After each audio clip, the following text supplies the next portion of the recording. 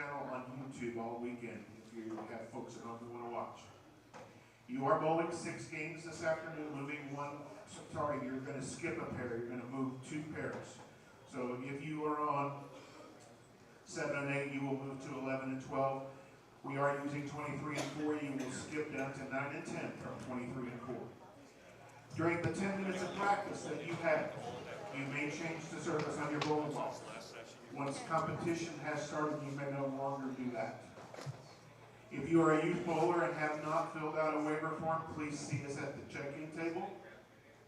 A reminder that slow-absorbing, high-performance balls of any hardness are not allowed in this event. Don't forget, seniors 55 and over and ladies get 8 pins handicap per game. It should be on your recaps when I bring them down. If it's not, please let us know. You might have missed it, but we think we got them all. All right, folks, this is it.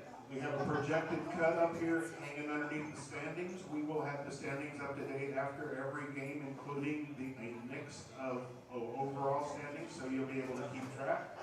Your lanes are coming on for 10 minutes of practice. Good luck this afternoon.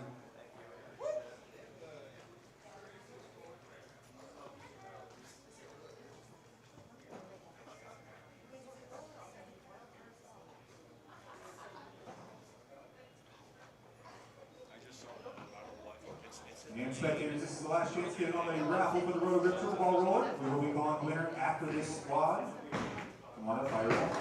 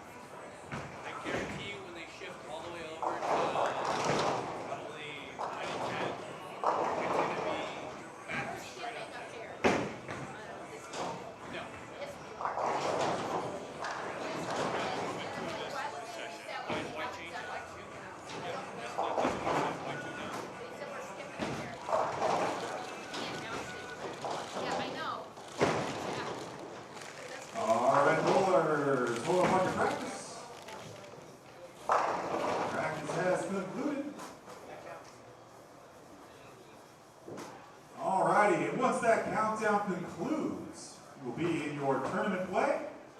If you need to reset your picks, just hit that white button on the ball return. If you need a re-rack, just hit that white button on the ball return. It does not trigger scoring. All right, the countdown is over. Your lights are on, arrows up. In your tournament play. Good luck and high scoring.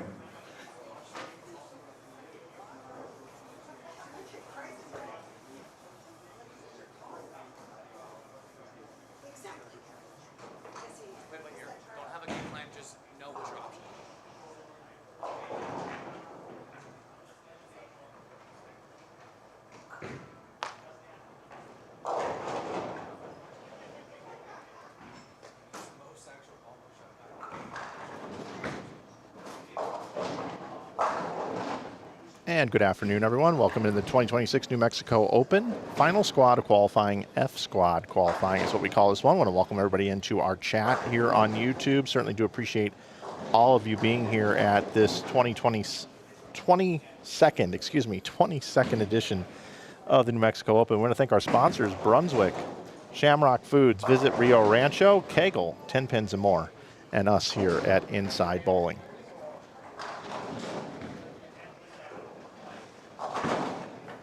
Story of this event is the pattern that the oil pattern is out on the lanes here, and it's a doozy. I'll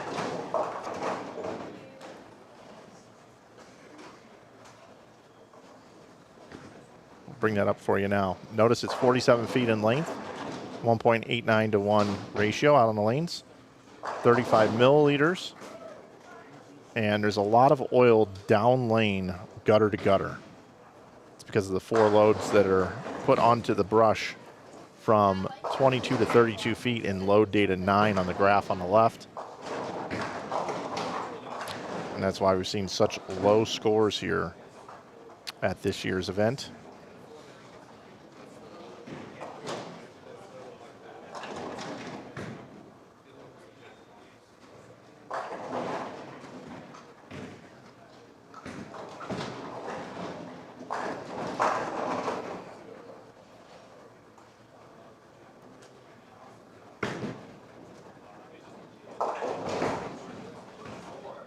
I believe I've got our updated standings here for you.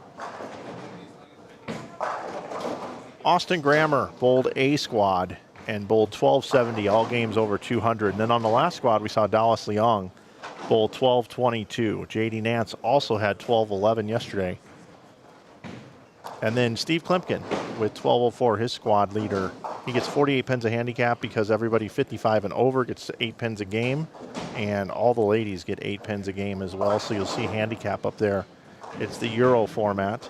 5th is Cameron Henning at -3. Then Gabe Alvarez in 6th at -6. Then you got Brandon Knowles at -7 in 7th. Charles Bostic in 8th at -20. 9th is Scott Ashley at -45. 10th is Stu Williams -47.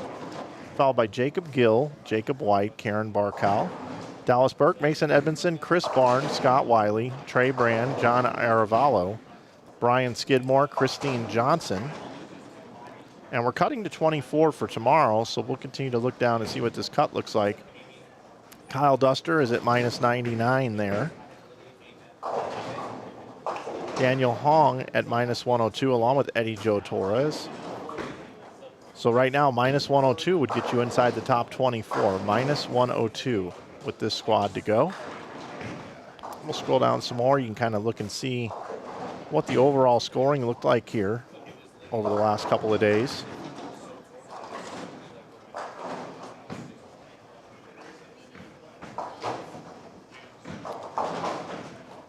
Go down to page 2.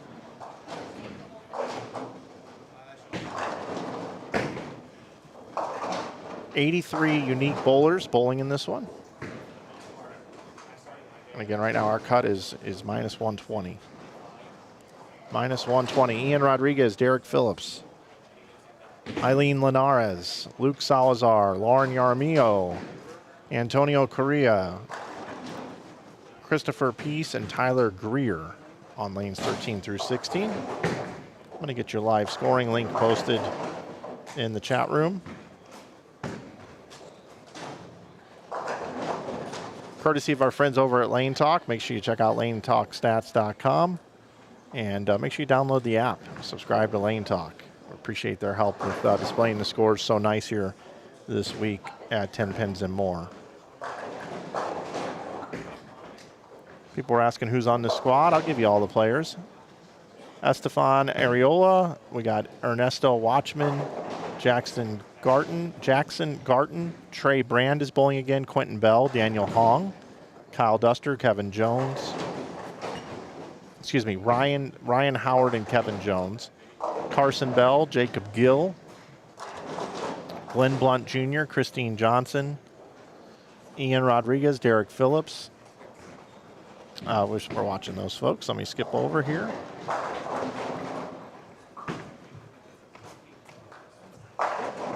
Brian Hare, Trey Brand, Eddie Joe Torres, Kyle Duster's bowling on the high end, Carson Opella, and Adrian Hare bowling again.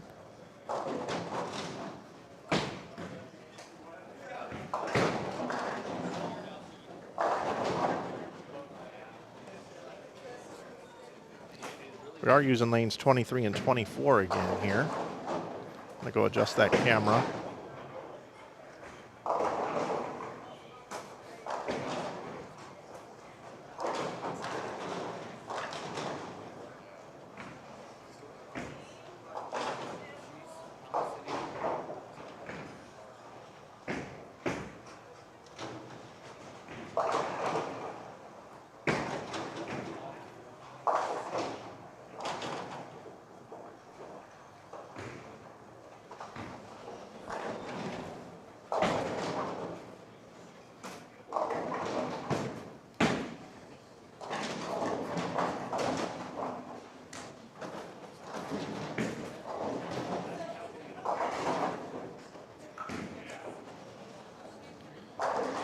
We'll go down and check out lanes 21, 22, 23, and 24 as we are using those pairs here during qualifying. Oh, nice shot there, Adrian. Way to get that 4-9 out of there.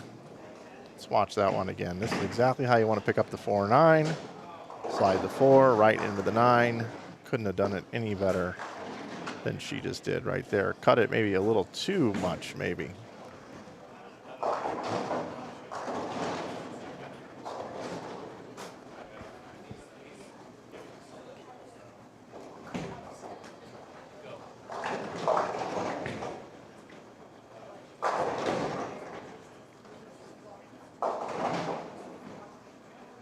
We'll be back tomorrow at 8 a.m.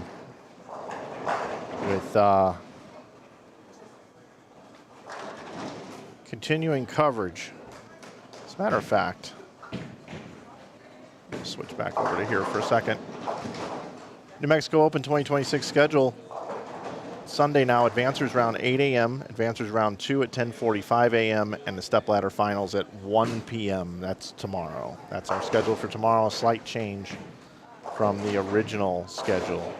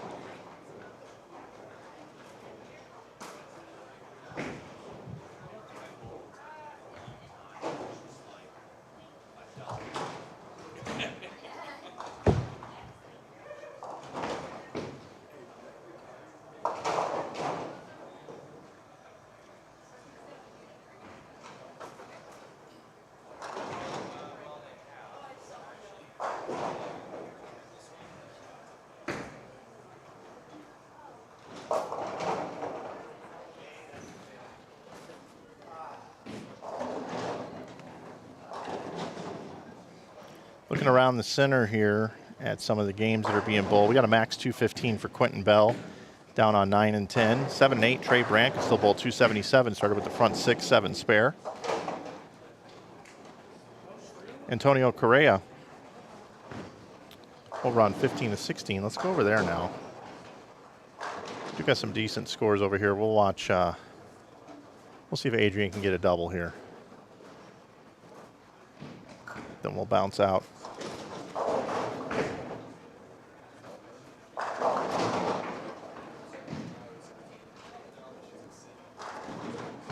Four, 5-bagger, 9 out, double for Korea.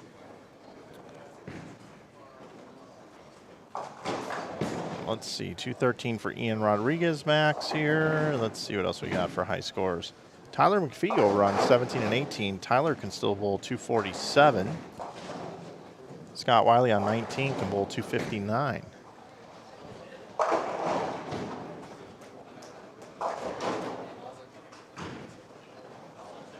So we'll come back over for Antonio because we've got Scott Wiley here and Tyler McPhee with some big games here. We'll just hang out here. Nice shot. Tyler McPhee. Haven't had too many 240 games in this event, but he can have one right here. This is Jacob Gill's final squad. He's bowled them all.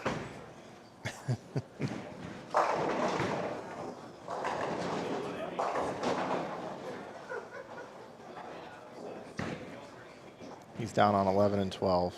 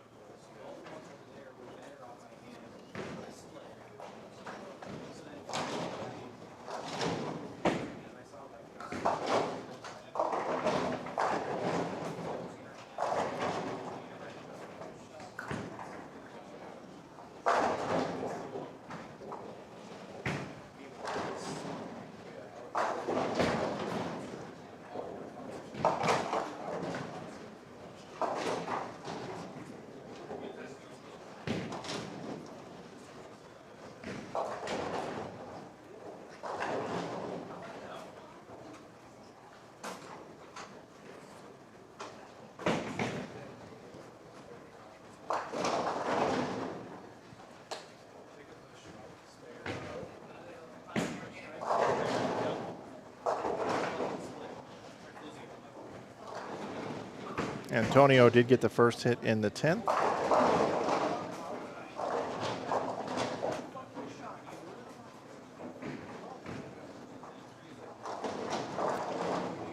Not the second. Still going to be a game in the 220s there. You got a 192 from Ian posted.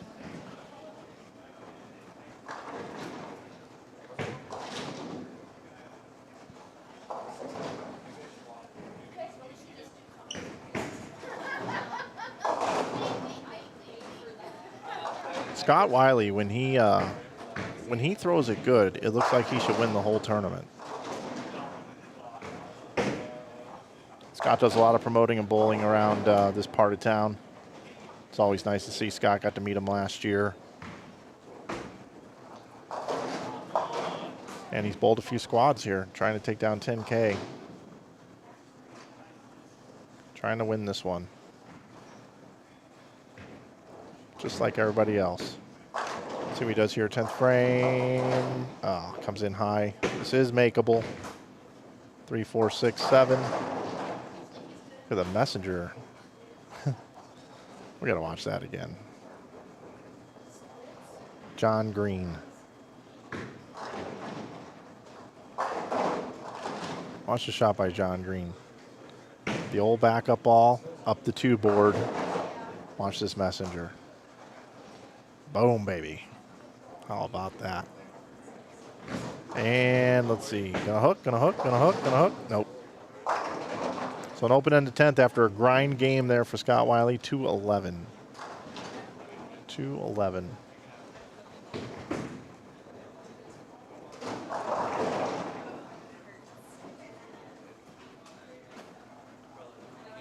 Will this cut get under minus 100?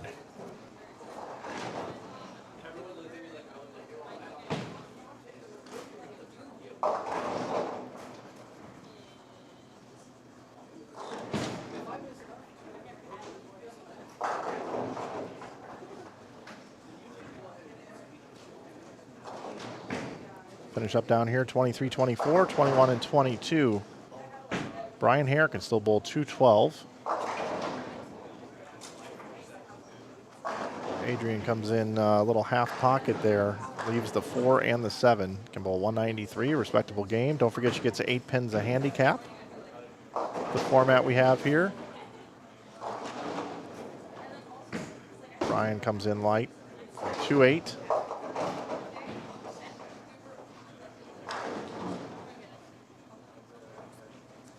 Eddie Joe Torres going to be in the 150s this game.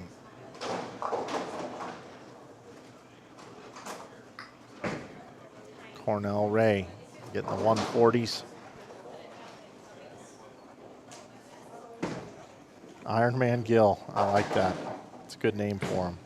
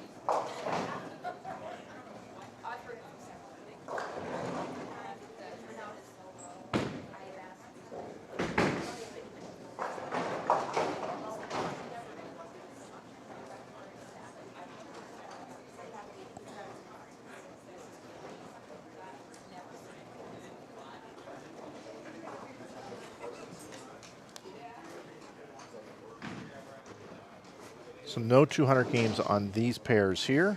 Game 2 getting ready to get started and get underway. We're going to go ahead and move down to lanes 13 and 14, 15 and 16. We got Kevin Jones, Ryan Howard, Daniel Hong. And in our other group, we'll just slide to the right. Folks, we'll have game 2 coming up for you here in just a moment. Mike Flanagan here with you. Glad you're with us here today as we cut down to the top 24 for the 2026 New Mexico Open.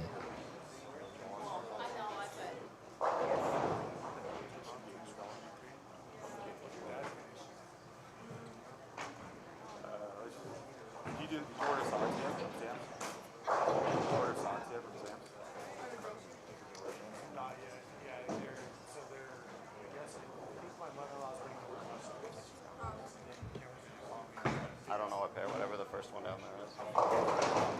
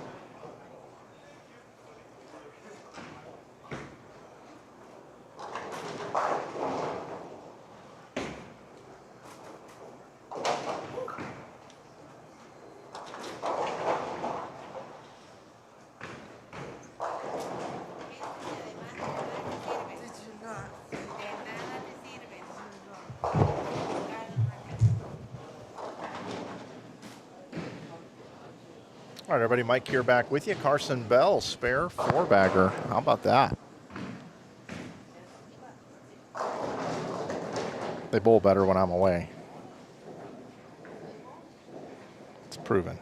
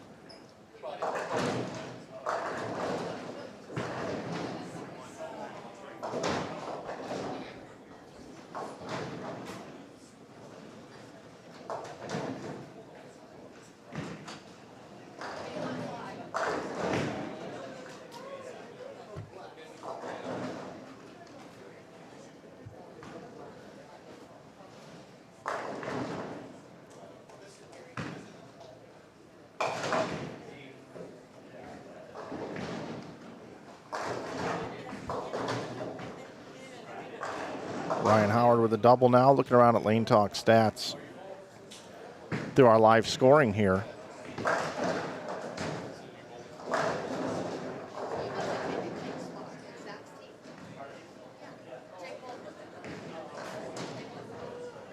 Got Brian Hare with 9 spare, triple 9 spare, down on 7 and 8.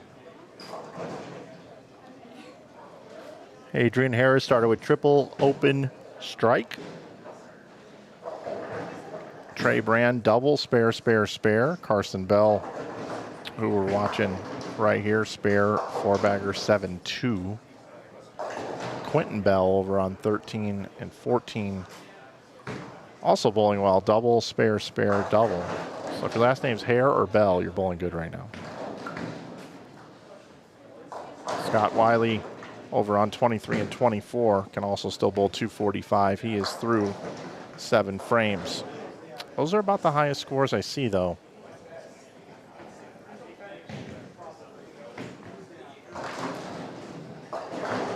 Ended up with 154 total entries in this event.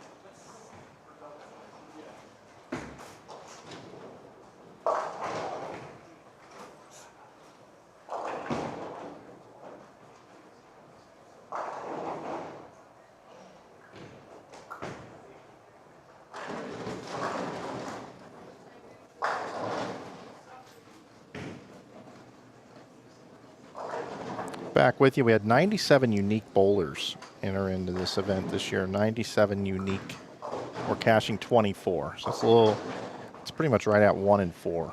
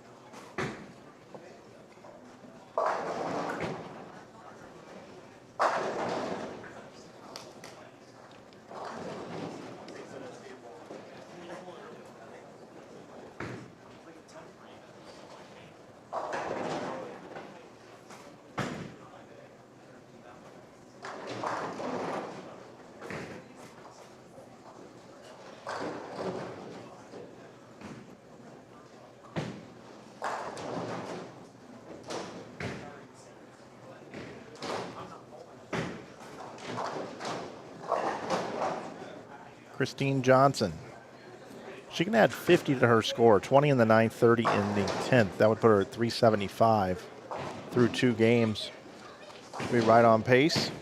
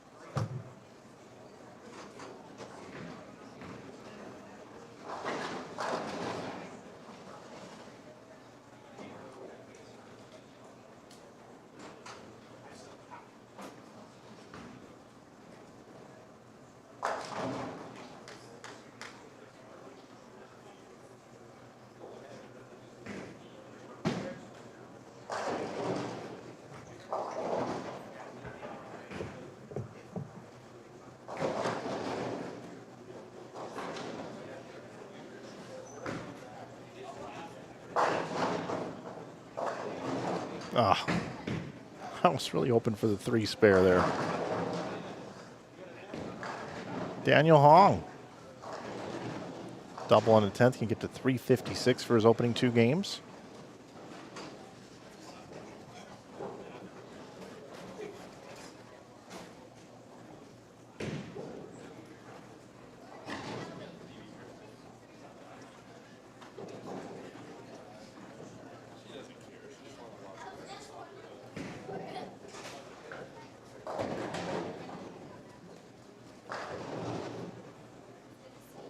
Scores are really low, this squad. It reminds me of all the other tournaments that you normally watch us stream here. When you look at C squad in a lot of events, A, B, and C squads on a Saturday, C squad's normally low scoring. And those that feel like they've got their number so far, you know, that feel safe, you know, they're not re-entering. They're saving themselves for tomorrow. These are all the chasers that didn't quite see the picture, that are trying to get a number to get in. Some are in a number where they're in right now, but they're worried that they could fall out, so they're giving it another go. And you know, this is a real telling squad on whether or not you can, you know, start to get comfortable on this pattern in general headed into tomorrow. We drop all the pins tomorrow. The top 8 will receive buys, which right now, let's see who that would be.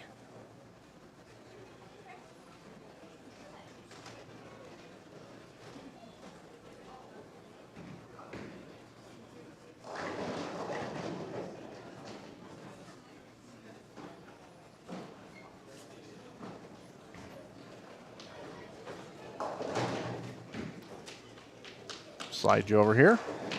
So right now, your 8 bowlers that would not have to bowl at 8 in the morning, they would come back and bowl at 10:45, is Austin Grammer, Dallas Leong, J.D. Nance, Steve Klimpkin, Cameron Henning, Gabe Alvarez, Brandon Knowles, and Charles Bostic. So 1180, 20 under would get you a bye right now. 20 under.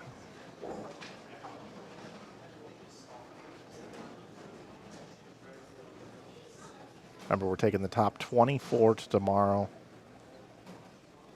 These are your current standings. I'll slide it up so we can get 24th there. We have a tie right now at -102. So I think Trey Brand at -77 and Scott Wiley at -77 are safe, but they are electing to bowl again. Can't blame them.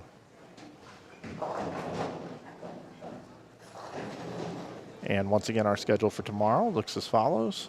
8 a.m. Advancers Round 1, Advancers Round 2 at 10:45, and our step ladder at 1 p.m.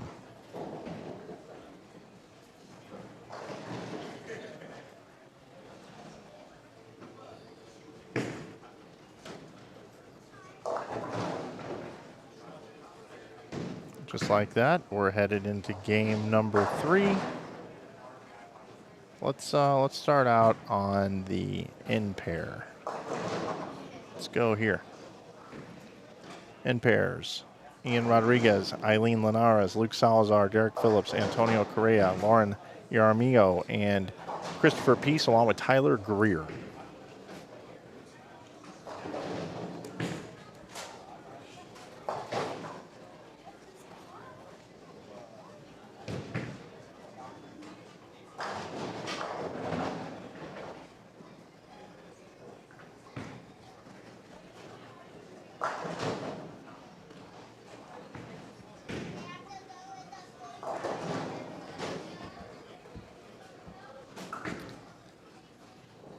All right, everybody, I'm going to have to figure out a way to get you guys some scores.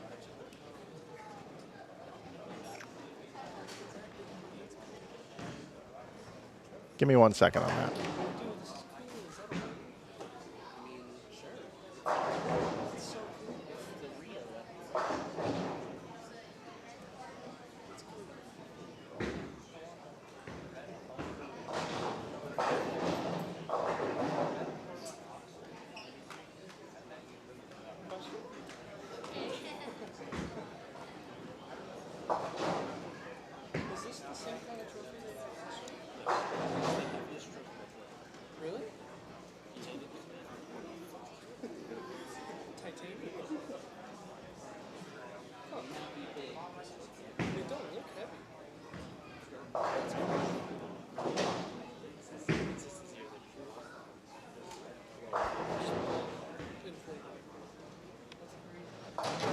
I'm going to have a standings link for everybody here within just a couple of minutes. I have one internally that we've been using, but I need to make sure that it's usable here.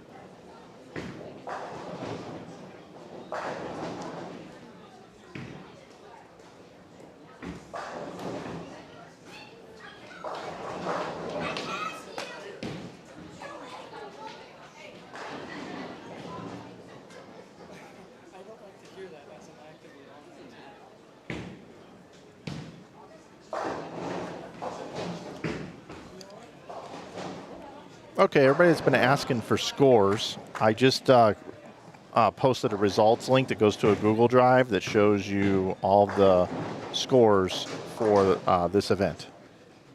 So that should make things a little bit better for everybody.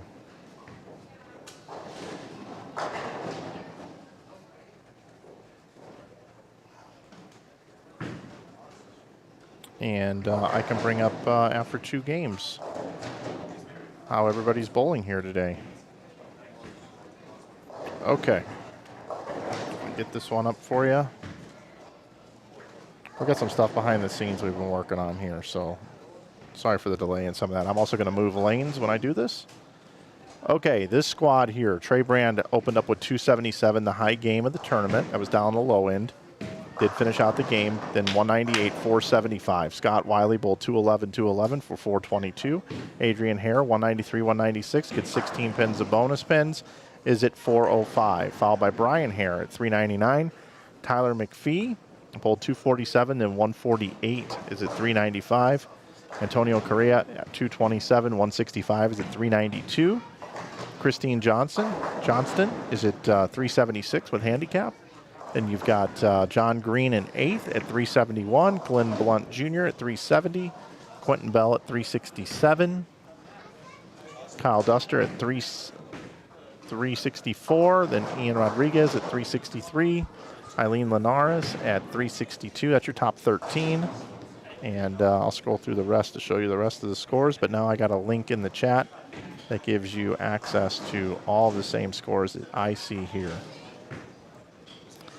36 on the squad.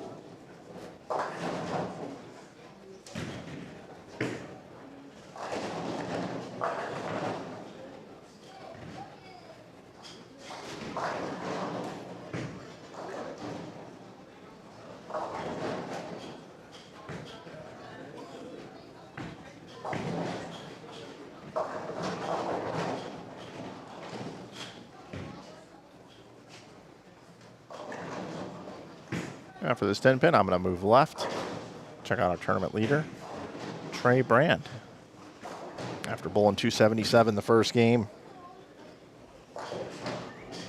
See what kind of look he's got out there. Open strike to start. Trey's coming up on 16.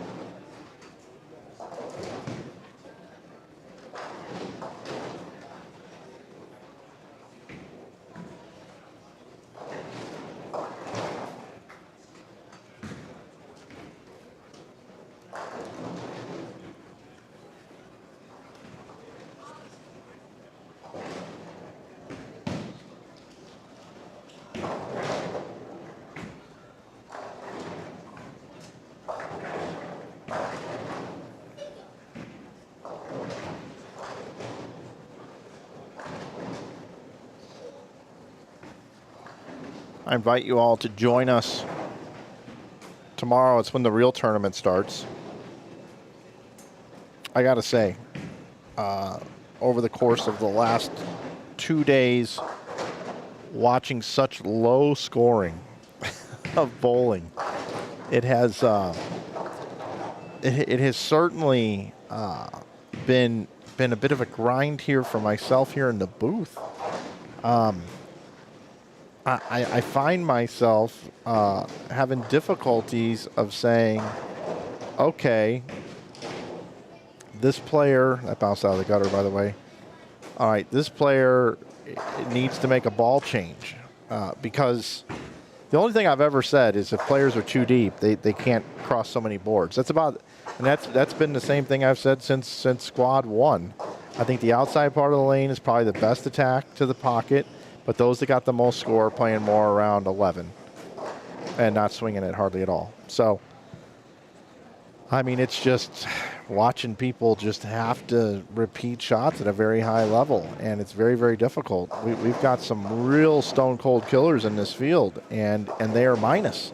They're going to bowl tomorrow. But, man, this is just it's a different type of bowling, and it's I know it's just completely exhausting on the bowlers. And whoever wins this thing is going to have earned this thing from the very, very beginning. But I sit here, and I'm just watching shot after shot after shot. I'm on no 300 watches whatsoever. The chances of a 300 being bowled in this event is very slim. I would say there'd be as good a chance of picking a 710 as there is as a 300 game being bowled, which is the slimmest odds there is. That's a great shot on 17. But as we sit here in game 3 of F squad, you know, we're just looking at this cut number, and then once we get through this game, we'll start to be able to narrow that down and tell that story a little bit better. But to those of you at home that are watching, I mean, this pattern has just been so hard, and that's the story of the event right now. It's just how hard they are, and that these bowlers are doing the best they can to compete. Pretty simple. We've got some players looking to improve on their score, try to get some buys, not have to bowl in the morning.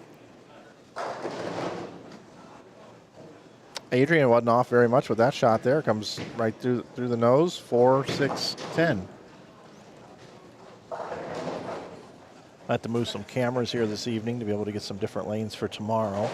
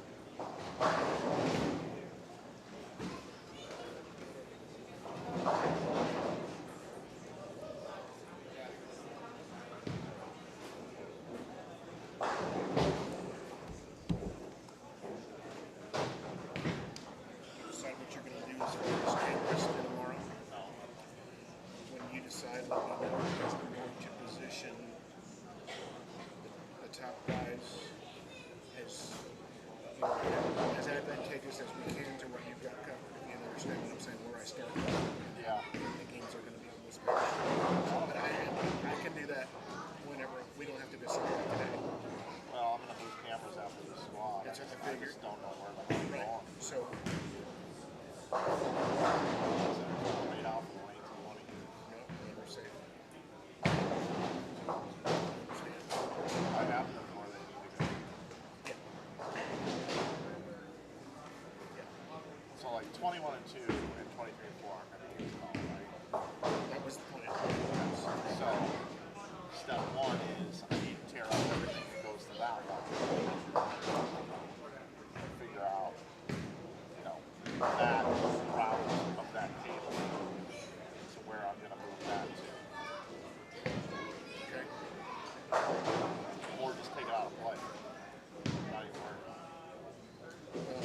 There's that option too. That's kind of what I thought you might do with what we had available to us down there, but I mean, if 19 and 20 are in play, they're good. that's just such a list of 21 and 2 notes. Yeah. So, Yeah, our intent right now is 5 through 18, both squads tomorrow, and then wherever you decide that you want to cover the finals. he's not going to put open plate out here. No. We're not doing that. At least I don't think so. Right. That wouldn't be the whole idea was just so that these pairs didn't determine who makes the Yeah. So, I thought about moving my booth. yeah, could suggest that, but I didn't know. 2.5 hours setup. Yeah.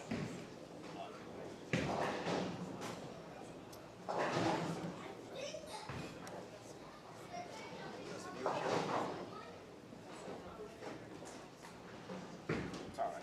They're kind of tired of watching the same thing every squad. They're ready for something. That means something. Match play. Yeah. Like we've seen Kegel 6 times now.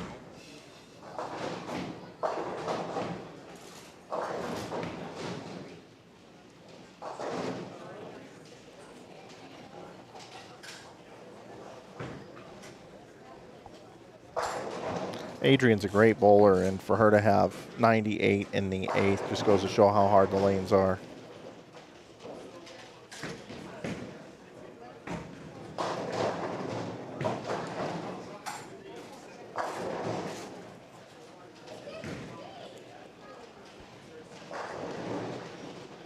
There we go. Just need to talk about her a little bit. Trey Brand, after bowling 277, is just going to try to hang on for the rest of the squad. That's all you can do.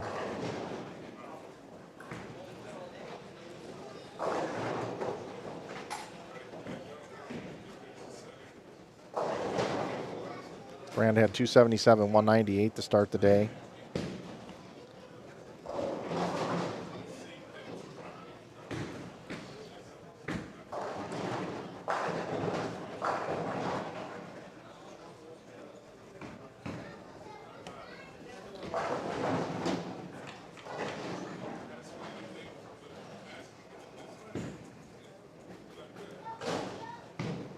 Brand is minus 77 with an already qualifying score at minus 77, well inside the cut number.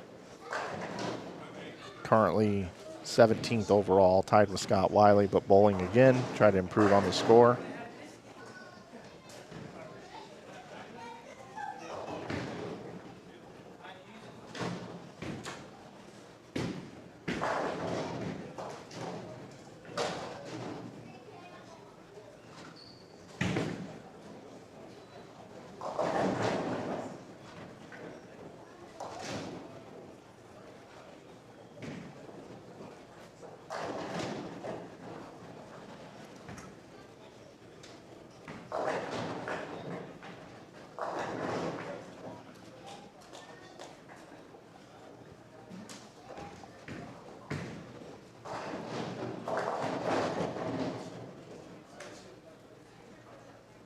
I'm going to move to the right. Got some decent scores being bowled here on 17 and 18. Quentin Bell had 228. We still got 215 left out there for Daniel Hong. Ryan Howard, 243. He spares that. He did spare that.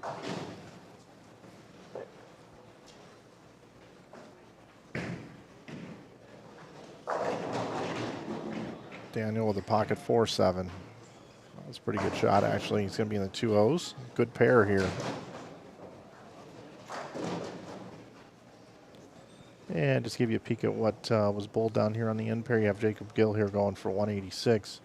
You had 211 for Ian Rodriguez, 183 for Eileen. You had 185 for Luke. Derek Phillips had 154. And you see Antonio Correa is at 571. 574 is Ian Rodriguez. 538 Luke Salazar. 529 Eileen Linares. All folks with a chance to potentially make it inside this cut number and or improve upon their score. Go back over. Daniel Spared. He's going to be in the 2-0s. And Christine Johnson will be at 551 if she strikes on this ball. And 9. Push. Good shot there, Daniel. 548 for Daniel. Through 3. 52 under. If he could bowl 570 or so, have a really good chance of making it. Might not even take that much the last 3.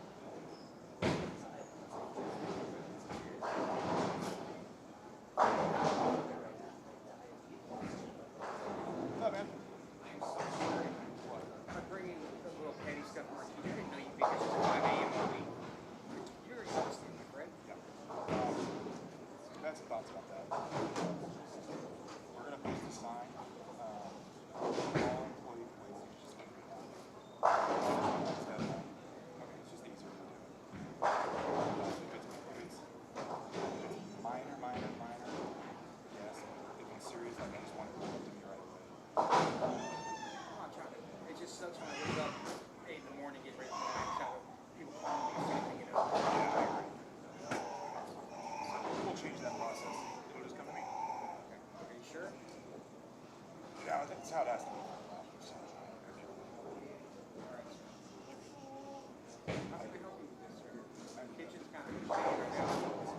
I had to sit down and my dad was giving me issues. And I walk on weeds, so I'm just trying to stabilize. So Missouri or anything? Oh, yeah. I didn't know you could go with that all week. That's a lot. 3 different things right now. Getting old sucks. Did you guys have a leak tonight or anything? It was a one birthday party too. Yeah, that's 2 pizzas and a loaded fries. Regular fries, not loaded. And then the birthday party tomorrow's at 3. So I'll probably get there at 2 for the birthday party. You want me to stay close tomorrow night or there? Or No, Robert said he's going to work through it. just run the birthday party show? Maybe. One, I think Mike is also crying because he's not getting his way to.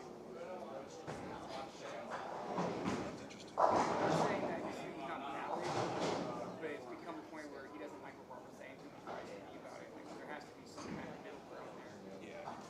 For you can push it back a little bit with the verification. Is it petty? Is it petty? Is it, someone just wants to be heard? Variety of reasons. But again, also, if they're not willing to have a conversation with Robert, telling him they need to be able to talk to him too.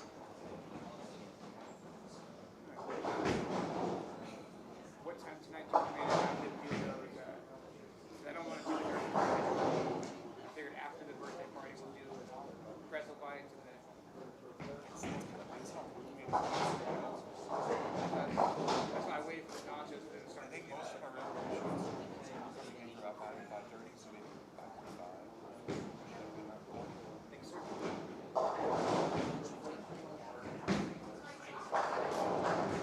That sounds awesome.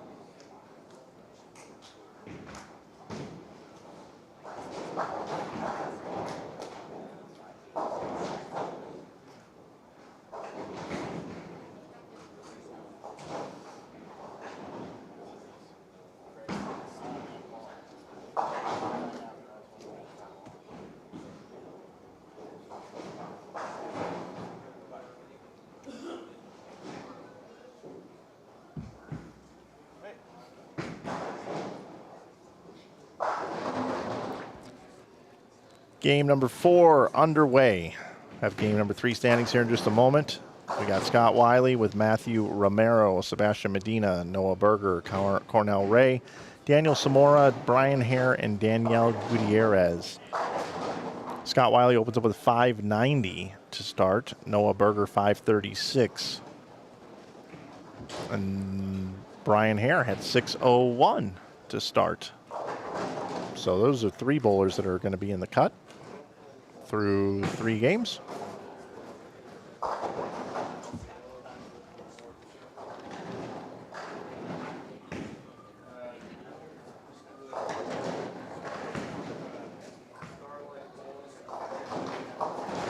You want to hop in? Come on in. Join me, Rob. What's up, brother? Hello, hello. Director of Operations, Rob, joins me. Glad to be back. What's up, chat?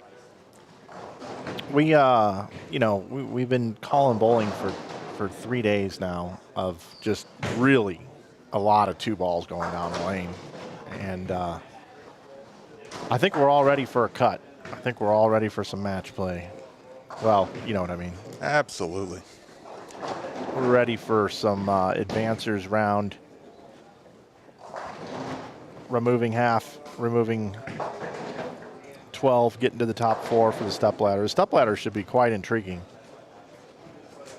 If it's anything like last year's, we're in for a good show. Back and forth. That, of course, is archived on our YouTube channel.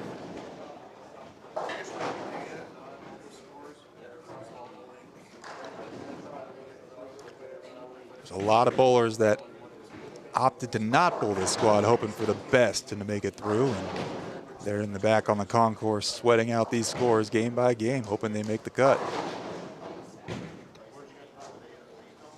And just as many that said, I'm going to give myself one more chance. You're seeing a lot of those familiar names up on the screen. Rob, this is your show for a minute. Take it away. Understood.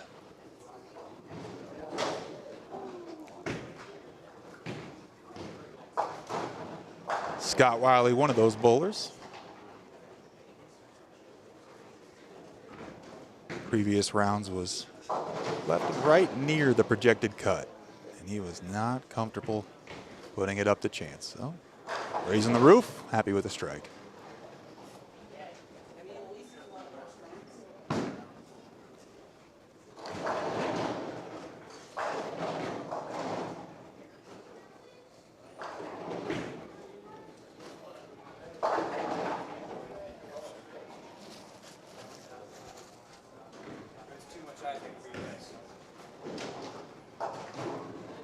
Brian Hare with a tough leave. Won his spot into the tournament in a win a spot sweeper.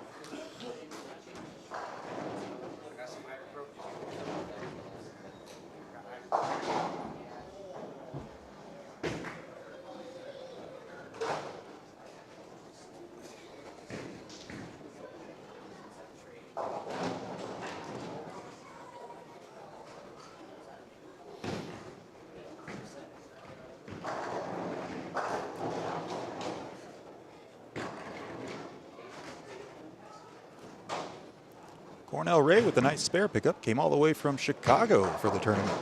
Glad to see him out here.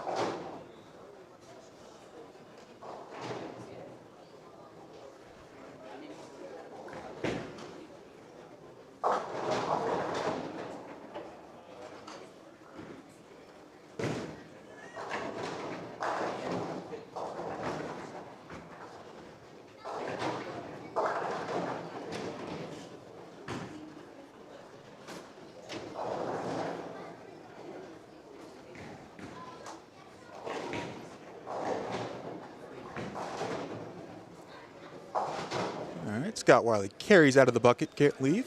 He'll take that.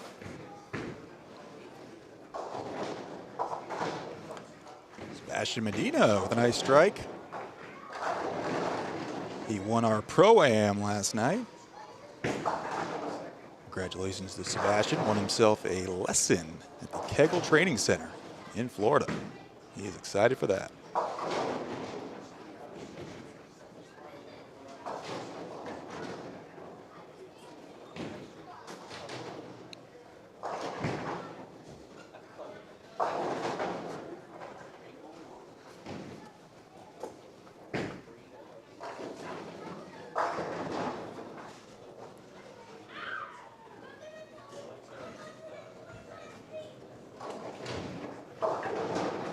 Noah Berger, spare triple. Daniel Samora, spare double. Boy, we got something cooking here. Let's put up some big numbers on the second half of the block.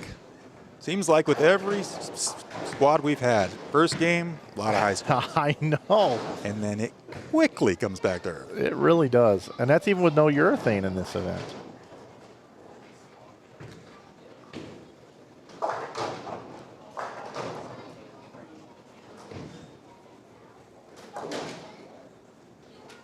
I'm going to officially say it. In the last 5 years of streaming, I've been streaming longer than that, but I can only remember back about 5 years. This is the lowest scoring environment I have seen. Really? Yeah. Wow. Yeah. You know, you may not want that. However, I will say the feedback I've heard from really the last year since last year's tournament was make the pattern tougher, make the pattern tougher. Well, I worked for Bowl TV this year, and we went to Columbus, and the scores were out the roof. And there were a bunch of people complaining that the scores are way too high. And now in this event, you know, the bowlers aren't complaining that they're impossible, but you know, people watching this are just like, wow, why do they really have to be this hard? But at the same time, you know, you put together a pattern. It's kind of a guess. You test, and when it was tested, it looked okay on the fresh. And if you look at just the fresh game scores, game by game, I mean, those scores are not bad. Not at all.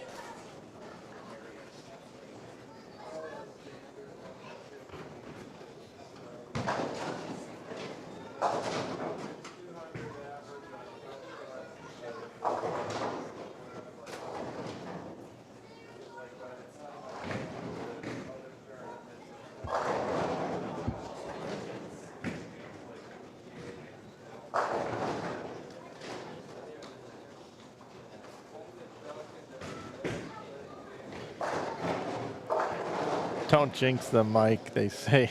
It's what we do best.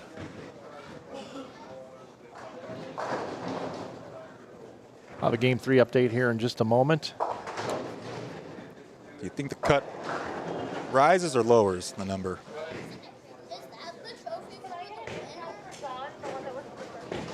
Say that again, Rob. I was distracted by the kids. What do we think? Cut's going to go higher or lower after this? Well, it technically can't go lower, right? Yes, yeah. Fair point. But how many more will get in is the real question. Yeah. I think off this squad, 4 people. Four I see that. people get in. Complete guess.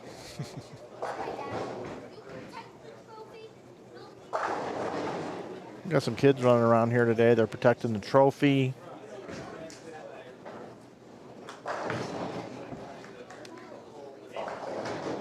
You know these kids? Yeah, that's the girl I lost air hockey to. Oh, okay. Yeah. All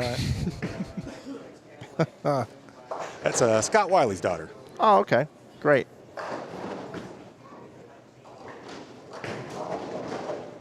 Scott's bowling pretty good here today.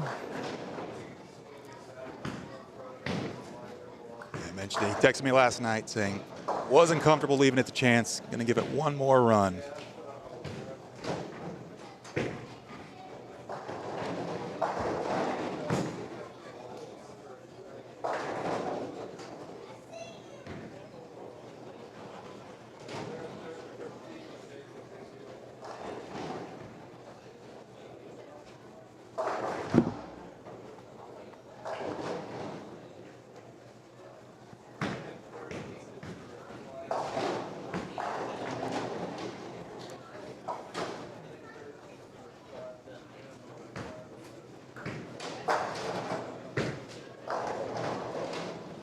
Great to have D-Ron Booker in the booth earlier. Games 5 and 6 of E Squad. If you didn't get a chance to check that out, D-Ron sat down with me for about a half an hour, talked about his entire journey that he's been going through with dealing with leukemia. Just amazing. Yeah, I mean, he says he wants to be a top 5 bowler in the world again. You know, that's still a goal of his. Wants to win couple of major championships on the PBA Tour. Threw the bowling ball on Tuesday of this week. Still got a long way to go, but his doctor said, get out, have action, just don't overdo it. He'll be back.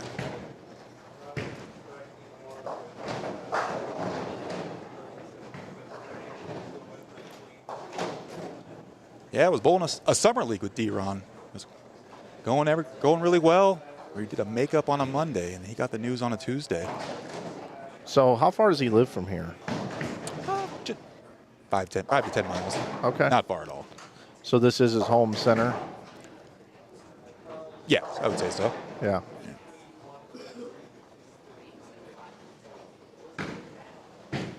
Always welcome here. But he's a man about town. He's welcome at every center around the state. Oh, yeah.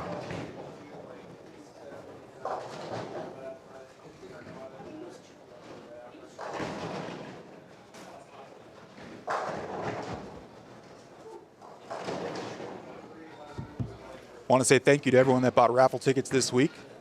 We were able to raise $650 for D-Ron's fight. Nice. When is that drawing going to take place? Right after this squad. Okay.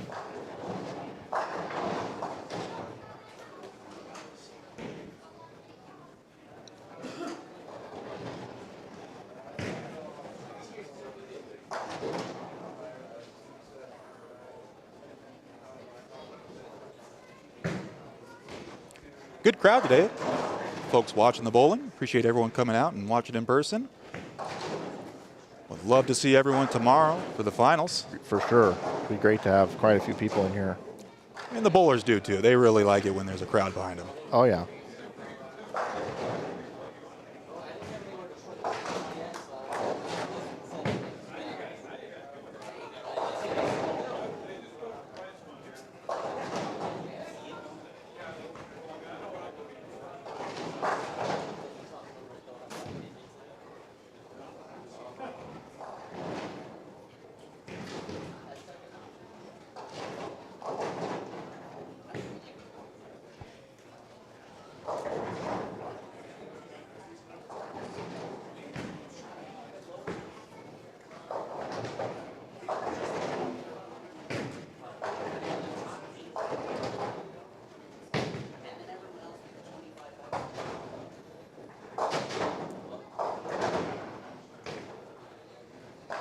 Sebastian Medina, like I said, won the Pro-Am last night.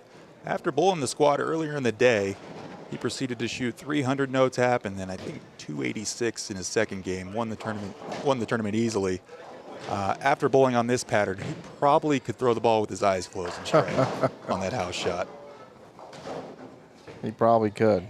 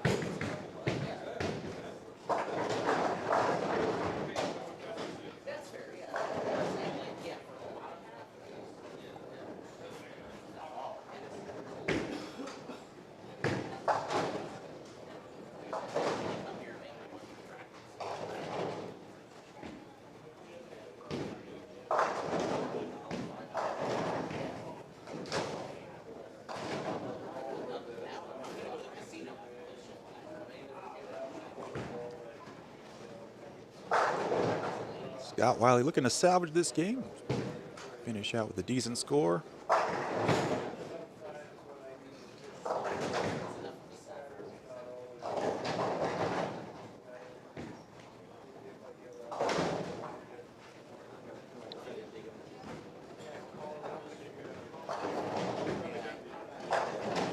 Alberto Medina with a strike on lane 12 on the left side of your screen.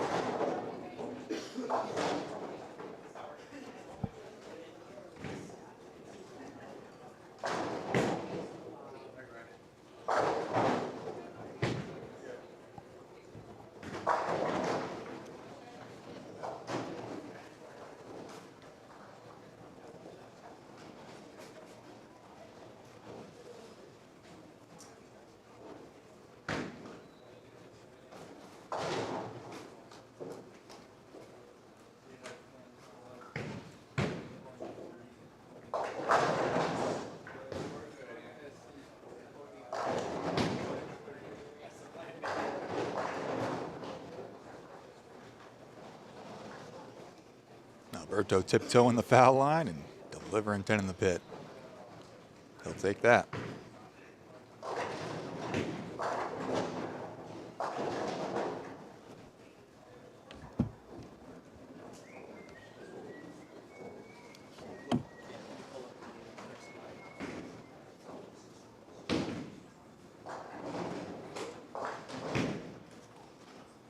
Got standings on the squad after 3 games.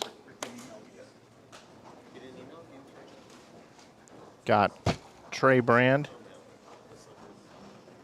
644 start, 277, 198, 169. Brian Hare, 192, 207, 202 for 601. Quentin Bell, 595 start, 171, 196, 228. You got Ryan Howard at 594. Then Scott Wiley at 590. Christine Johnson at 574, along with Ian Rodriguez, 571 for Antonio Correa. We also got Tyler McPhee at 568. At 556 is Adrian Hare, and that's with that low 143 game. And Eileen Linares at 553 and 11th. 12th is Daniel Hong at 548. Those are our standings after 3 games. Hey, everybody, we're glad you're with us here today for our F Squad qualifying. We're cutting down to the top 24. Tomorrow morning we'll begin advancers 9 through 24. Pins will drop, and they will bowl 6 games. The top 8 will advance, and then the top 8 from qualifying will then be put with those 8 for the top 16. We'll be cutting down to 4. That's a hard cut, 4 down to our stepladder final, which will take place on lanes 21 and 22 at 1 p.m. tomorrow. Scott Wiley, 170.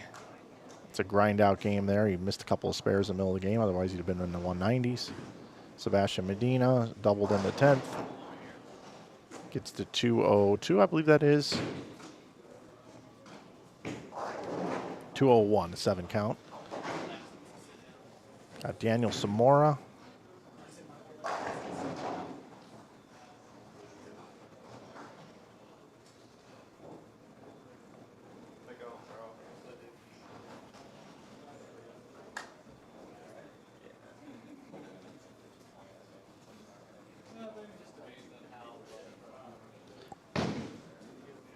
Noah bowling possible 245 here. We had 228 from Daniel Hong. He's heating up.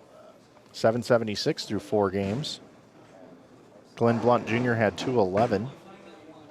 Jackson Garden can still get to 209. Just some other scores throughout the building to share with you.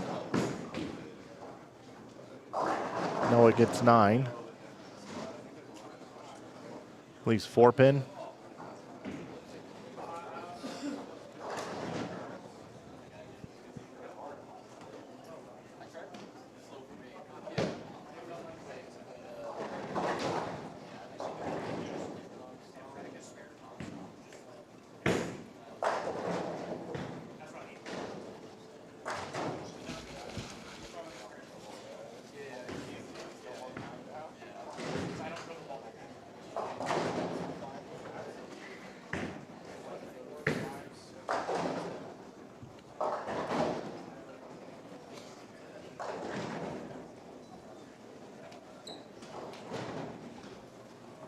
Rob's back.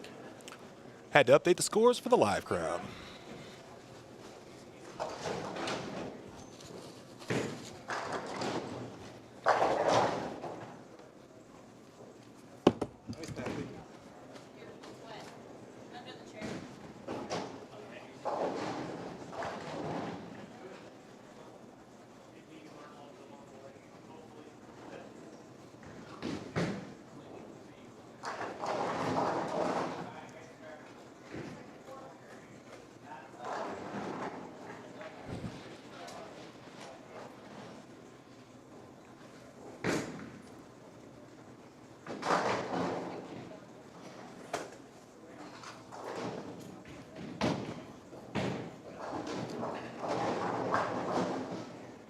What just happened?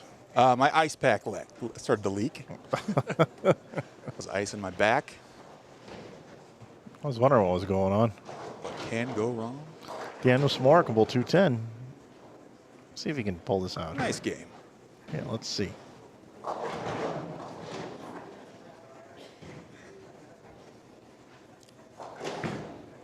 Oh, Luke Salazar almost with the big 4 pickup.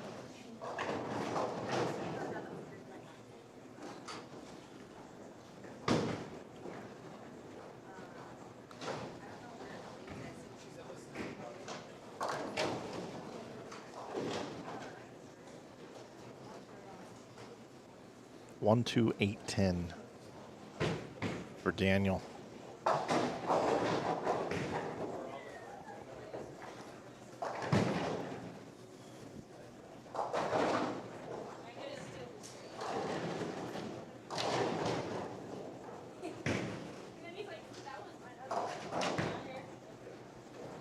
Good to see Christopher Peace out here. Another win-a-spot winner. Heading into game number 5. This is it, down to the wire.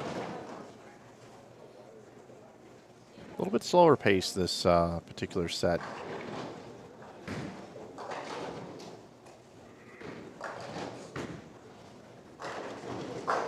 Antonio Correa, Lauren Armio, Christopher Peace, Tyler Greer. Getting things started. We got Tyler McPhee coming over, John Green, Albero Medina, and Nairobi Sarante. Great job with all those names. I think I got them. I mean, well done.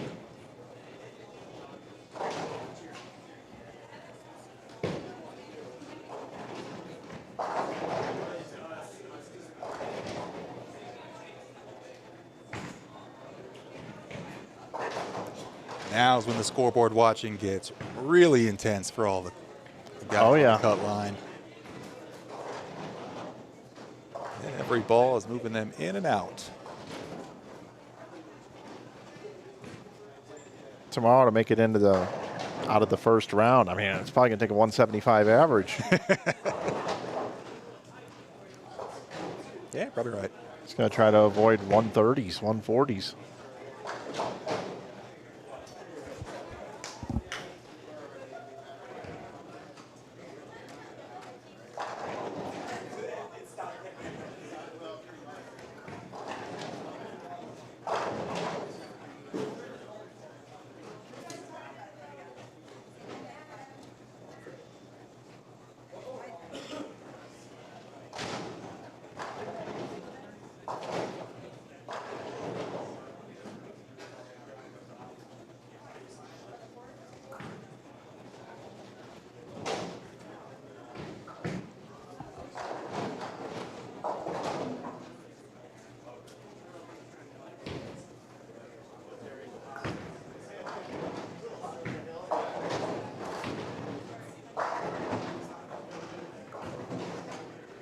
That looks good.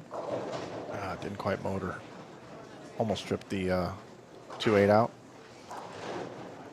Definitely seeing the carry down, and that ball struggling to turn over for some.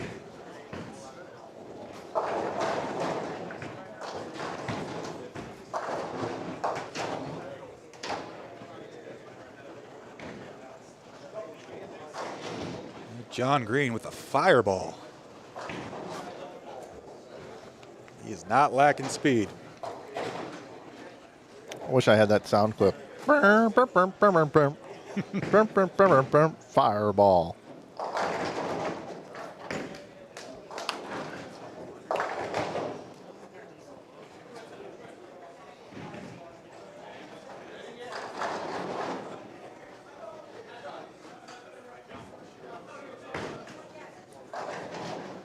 Tyler Greer with a nice carry. He would love to finish strong. Local bowler.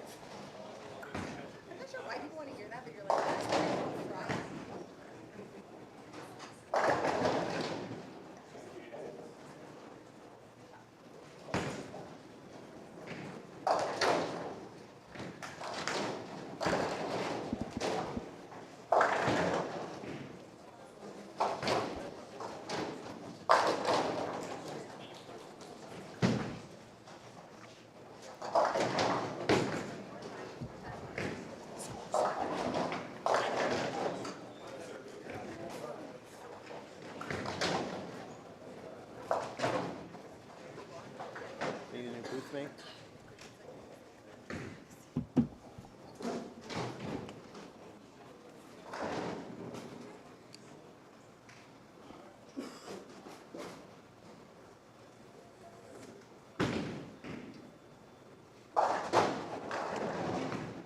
Ladies and gentlemen, Mike Flanagan is back in the booth with me. Good afternoon. 2 games to play. Inside bowling community. Yeah, inside bowling community. And Mike. The community is ready for tomorrow. The community's ready? The community is ready for tomorrow. They are ready to see the best of the best compete on the lanes tomorrow. Because with this re-entry event and so many re-entries, it reminds me a little bit of the Ironman tournament that I streamed 3 weeks ago. Are you familiar with that sort of an event? I'm not. Tell me about it. Okay. You tell me. I would love to get your feedback on this. So people call me to go live stream their events, and I got a really, really nice phone call from the folks there. It's in Moncks Corner, South Carolina. The Strode family. And they asked me if I would come out to this event. And they said, look, it's going to be long days, though, Mike, so we completely understand if you don't want to. And I'm like, well, tell me about it. They go, well, our tournament starts on Wednesday. And it's 3-game qualifying squads on their house shot. And it's beat the board. And it's basically sold out every year. That's why they went to Wednesday. Wow. And what happens is you can buy an Ironman entry for $300. And it gets you 10 entries into the tournament. So you can bowl 10 squads, okay? Or you can buy a half marathon for $200, and then you get 5 entries into the tournament. 15,000 on top. Whoa. There's a handicap division and a scratch division. So you make it into the bracket. You make it into the top 16 bracket. And they bowl 3 games. They bowl 1-game matches, 2 matches per pair in round 1. Okay. It's been a little bit here. I was a few weeks ago. So they bowl the top 16, and the handicap bracket and the scratch bracket happen simultaneously. And then the winner of the scratch versus the handicap wins the $15K. But you have to bowl these 5 squads, otherwise you're ineligible to win the top prize. Minimum 5 squads. Yeah, so you could come out and you could bowl 830 on the house shot, Mike, if you were bowling this tournament. And you can't just be like, I'm good. You have to bowl 4 more squads because it's the Ironman. Otherwise you're ineligible. So you have to keep bowling. So in that event, our audience got used to seeing the same people over and over and over again, trying, just because they had to bowl, right? And it kind of reminds me of that because we do have a Ironman in this event, which is Mr. Gill. Mr. Gill. Like that event is perfect for him because he's pretty much done that. We see a lot of the same bowlers here, so it kind of reminds me of that. Except there, it's on a house shot, and they bowl on fresh, burn, and double burn. And then they oil the lanes and do fresh and burn in the day. And that is the longest streaming I think I've ever done. I think it breaks the record. On Sunday, I started at 8 in the morning, and we went off the air at 2:20 in the morning. And I pulled out of the bowling center at 3:30 in the morning.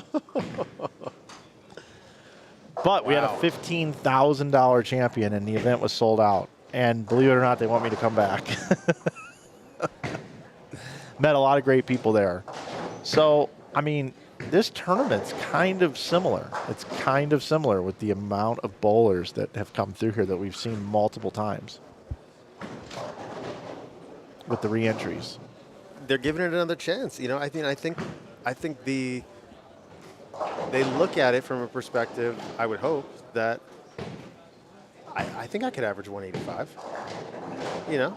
I know I can average 185. If the scoring pace for 240, maybe they don't re-enter, But, there are a few people that chose not to re-enter. Maybe they just didn't have it, didn't like it. Yeah, or some people were like, that number's not dropping low enough for me not to be in, and I'm good, and I don't think I have a good enough look to get in the top 8. So I'm chilling.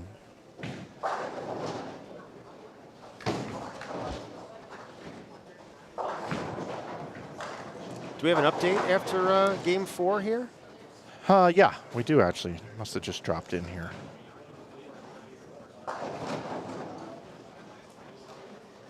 There we go. Got Trey Brand.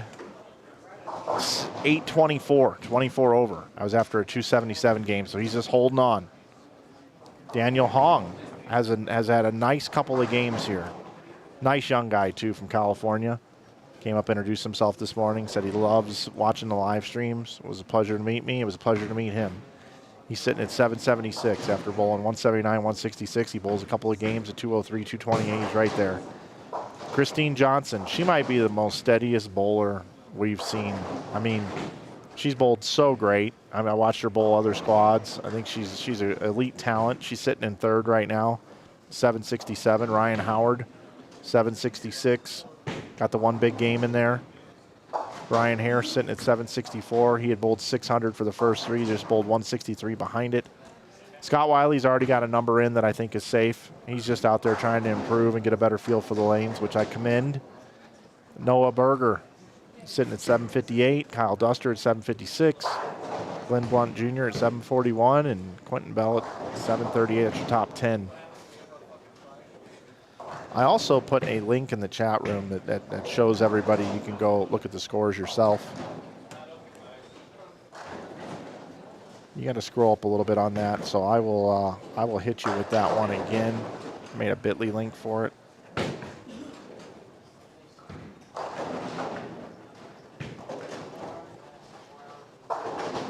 Links you right into our folder.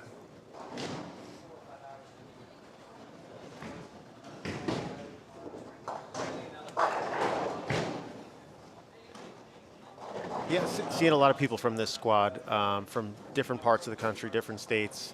So really pleased that everybody's kind of taking the trip out. We've got Cornell Ray here on lane 20 coming in from Chicago, South Side Chicago, West Side Chicago. He told us that's the area he represents. And Noah Berger here just got off the approach, just 202.20. He's representing the Bay Area, California, came out for the weekend. So we've got, a nice little contingent of people who have made the trip. We appreciate them making the trip out. I know this is challenging, and they're out here grinding. But literally a 220 game can kind of change your whole perspective on this entire tournament.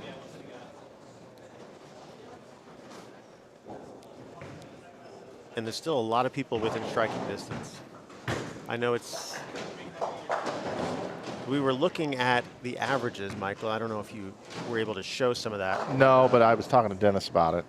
Yeah, so Rick Barbera here from the Brunswick Corporation was able to pull some data for us, and most of the pairs out there, the tournament average for all of the games bowled on these pairs is somewhere around the high 160s, it seems, 170. So the fact that making the cut. And I mean, most of these bowlers are going to be your stretch bowlers. Handful of professionals and former professionals in the field.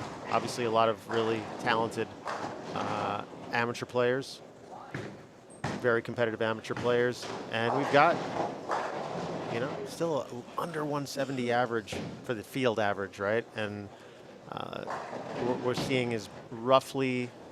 What are we thinking, Mike? About 185 average to make the cut? Yeah. Yep.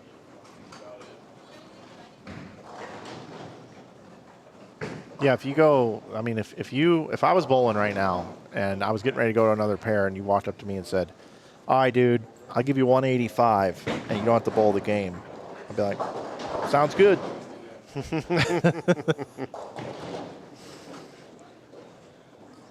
I'll tell you, I think Brian Hare has actually got a really nice game for this pattern. Just really heavy end-over-end roll. Kind of just playing it towards the 1-3. Started off with 6-0. Really respectable. Hit a little bit of a speed bump there, but, he's just keeping it in play. hopefully can grab a couple doubles and, be back in the game here, but still very respectable where he's at right now. And I don't want to jinx him, but, he's got a nice little look, and I hope that he keeps it going. I'm with you on that. I'm going to put you on the spot. Two questions. Yeah. Hopefully I'll remember them both. I'll go with the first one here. If you had to go and place a bet up at the sportsbook window here at Tenpins and More, and you could take Austin Grammer to win this tournament or the field, who would you put your money on? Nothing against Austin. I think you have to just take the field. That's where smart money is. Now, I wouldn't say that is a no-brainer. Austin is bowling fantastic. He's really got the right game for this. Just heavy roll, end over end, keep it in play, understands angles really well, understands ball motion clearly, and he's definitely one of our tournament favorites, no doubt about it. Favorites. Okay, Mike, I'm taking Austin Grammer. Okay. I'm taking Austin Grammer versus the field. Wow. Yep, I am. Because Austin Grammer is going to get a bye. He is. Okay, then he's going to come in and he's going to bowl. And this dude is not going to bowl a game under 180. He's just not. And he's going to bowl at least 4 games over 200. And I think that's going to be enough to make the top 4. So, and then I think his experience and just, he has not bowled a game under 200 in this event. Now, I realize he's only bowled 1 squad. But, that is extraordinary. Extraordinary. And we didn't know it was that extraordinary when he did it because it was squad 1. Well, I think the one thing Austin does have going for him is that when he bowled that squad, there was limited traffic. We were bowling 2 and 3 on a pair. Most of these folks are bowling 4s now. Yep. More entries, and we need to go to 4 on a pair. They're seeing more traffic. They're seeing more transition. They're seeing more change from pair to pair. Versus, tomorrow in the finals, we're gonna go 1 to a lane, and there's gonna be a little bit less traffic, a little transition, less transition. And it might just be an easier path to the pocket, and obviously Austin's gonna hit the pocket a lot. All right, next question for you. If all of a sudden the Milky Way galaxy all got together and all the best bowlers across the entire galaxy, somebody from every single planet is going to come and bowl. The best bowler from any planet all comes here to Tenpins and More to bowl on this condition Sunday. Who are you picking to represent the United States of America? I'm sorry, that's not right. The planet Earth. My bad. Screwed that up. Who are you picking that you think, in your expert opinion, would be the best bowler to bowl on this pattern? Anybody in the world? Probably Kajirawat. You know Kajirawat? No. Okay, let me tell you a story about Kajirawat. I think I'm pronouncing his name properly. All right, so international eliminator in the year, I want to say 2001, maybe 2000. So I am just a young little teeny bopper kid, just a couple years into college, and I'm bowling one of my first Megabuck tournaments. This is at the Sam's Town back in the late 90s, early 2000s. I was about 19 years old. About a $1,100 entry fee for 1 game. All right, yep. 1 game. You beat half the field, you're in. You are the bottom half of the field, you're out. And I ended up making it to, I believe, the top 8 or 12. I think 12. And it was double elimination, so you had 2 chances if you lost. And they were hard. They were hard. 2-0 was constantly making it through. So you bowled 2-0, you're pretty much a shoo-in for the next round. I get to the final day. Somehow, now there's a gentleman in the finals. His name is Kajikawat, I believe his pronunciation is correct. He's from Thailand. He's throwing an 11-pound AMF whip. Okay? He's throwing what they would call Taipei spinner. Yeah. Familiar with the style. and yeah. making it through every round easy. 220, 230, throwing an 11-pounder. It was just super impressive to watch. And because of the scoring pace, he was cruising. Last day we come in. Miraculously, there's about 4 to 5 more boards on the lane. The scoring pace went way up through the roof. I bowled 240, didn't make it through the next round, and Kajikawat ended up coming in 5th, but he was like a shoo-in to win the tournament.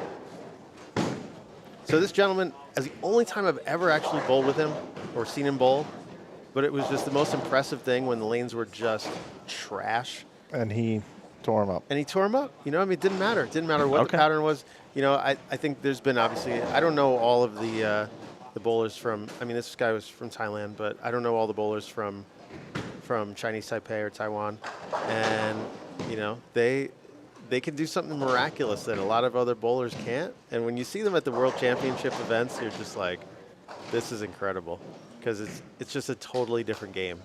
And I mean, you come out here, those folks could probably crush it. Now, am I going to bet against like a, you know, Norm Duke or Walter Ray in their prime on this? Probably not. But I think any one of those guys would be a good pick.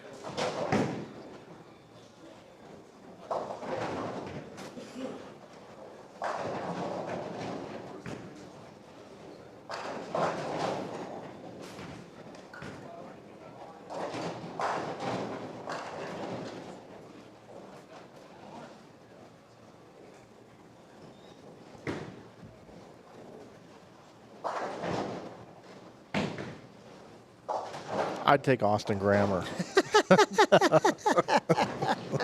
Flanagan won't lie. Flanagan won't lie.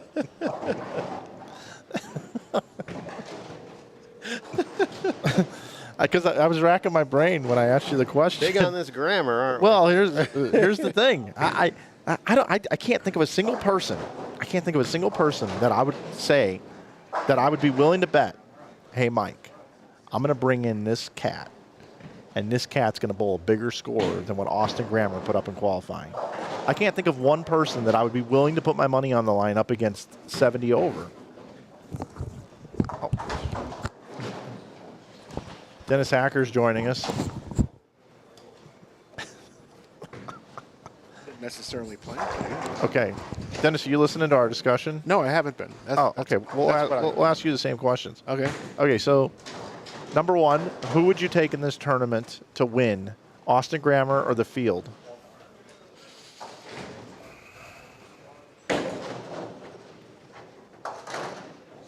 I would take Austin. Okay, me too. Wow. Yep. Okay. Why? You want to tell us why? I know things could change from what it was when he first on the first squad, but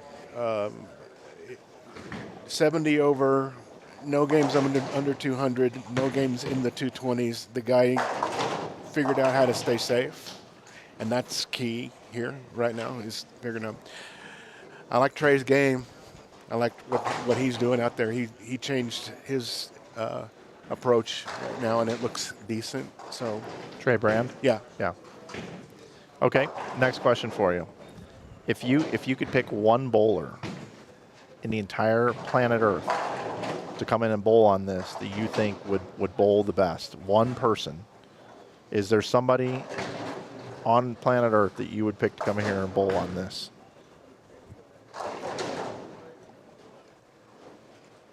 Dead or alive? Yeah, I knew you would complicate that a little bit. No, it's all right.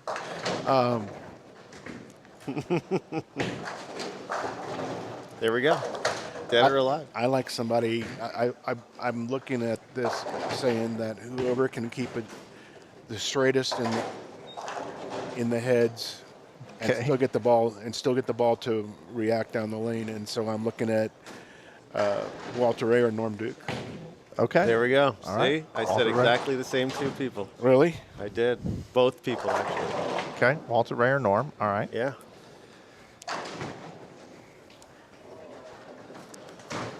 All right.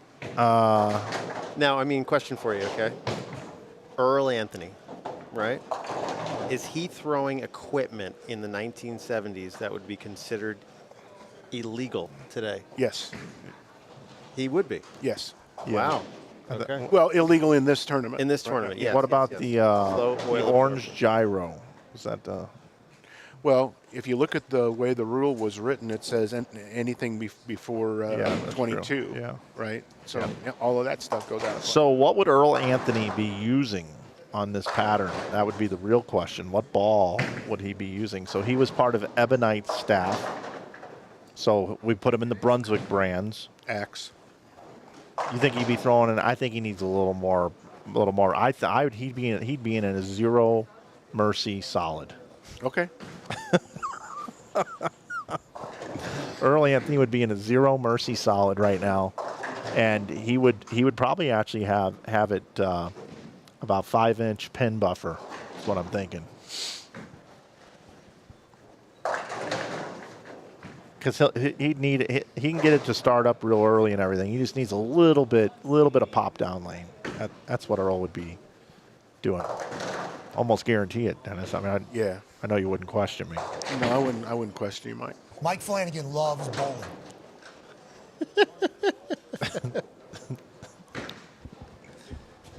All right, Dennis.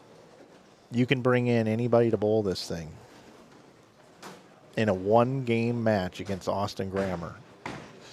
Who you bringing in to bowl against them? Today? It has to be today? Or They're gonna book the flight right now. We're paying for it, and they're gonna be here tomorrow afternoon. Bowl for $50,000. Oh my gosh. And where's that 50,000 coming from? Dennis, we're not going to talk about details right now. Okay. 50 grand tomorrow, one match. Who you bringing in? And I get Grammer. So if Grammer wins, I get the 50K. Okay. Okay. You got. And you got to put your person up. And Mike, you can also bring in whoever you want. Okay. Mike might be like, I might just bowl myself. I'll just stay up all night practicing. Harper Burnett. Oh, you're going to bring in Harper from Missouri, junior gold champion, U18 champion. U16. U16, Wow. sorry. I forgot about all those. Champion. Yeah. He uses his thumb, right? He still uses his thumb, so. Yep. You're bringing Harper, okay. Yep. I don't know. I'm thinking about who's hot right now. Like, who is bowling really, really well? Obviously, Austin is bowling really, really well. Yeah. Who's hot right now? I mean, Spencer's pretty hot, too. He is. Spencer is really hot. He is. Gros barge, man, you know? Just And the way likes to keep it in front of him, right? Yeah, You know? exactly. The way he would attack the lanes, you're He right. would be a good one. I like that pick, And if actually. that front part of the lane really is troublesome, you know, that we were discussing the other day as far as He can loft a little he can bit. get over that. Yeah. Totally get over that. The only thing is, can he throw it slow enough to get the ball to do something down the lane is all. Is it slightly insane that none of us have even said EJ Tackett yet out of our minds or out of our mouths? I'm sure he would be fine. Yeah, he would. EJ will always be fine. Yeah. We're looking for a specialist for this type of activity. I mean, you put on anything, I mean, EJ's got to be in the conversation, right? But So basically what we're looking for. EJ has shown that, you know, his up and in game is top tier now. You know Yeah, what I mean? sure. No doubt about it. We're looking for the Eugene McCune of long patterns. But Yeah. Eugene McCune, you know, obviously played short now. All right. Oh, I'll give you a name. I'll give you a name that I might throw into this little mix. I'm surprised he's actually not bowling. Because I might put this dude up against Austin Grammer. I just thought of this guy. Loves long patterns. Loves them hard. I mean, loves long patterns. He won my very first IB Open on a similar shot Oh my. pattern of this. Oh, And really? he won his only PBA Tour title on long. Can you give me a hint? Oh, that is a hint. But Yeah. gosh, how about like a first letter? Mike Flanagan, Unlimited. that guy's a character. Who won the first ever IB Open? Yeah. What year? What year? 2011, I think it was. 2011. Where was I? And he won a PBA Tour title, I believe, that summer. right after. And then Kyle Troop won a couple years later and then won right after. This guy went to Wichita. Oh, okay. Well, that's helpful. And I said he should be bowling this tournament. AJ Chapman? No, Okay. he's too young. All right. Yeah. 2011, huh? Yeah. Yeah, 2011. Who went to Wichita? Dennis, do you know this? Yes, I do. You do? Oh, you do? Yeah. Oh, okay. I know who won the first IB Open. Yeah. He beat George Gohagan III in the final. Shout out to GG3. And he has a tour title on a long He has pattern. one tour title on a long pattern. I would name the pattern, but PBA national. I think it was tour- Badger. Was it Badger? Was that the long one? He won up in Wisconsin, I believe it was. Jake Peters? Yes. Yeah, I could see Jake doing very Jake well. Peters would bowl good in this. Jake is in Sweden, yeah. I mean, he doesn't have a lot of rev rate, but I mean, he loves long. He is just a stone cold killer on long patterns. Go to Team USA trials every year and look at how Jake bowls each day. When it's long, he's lights out. Yeah.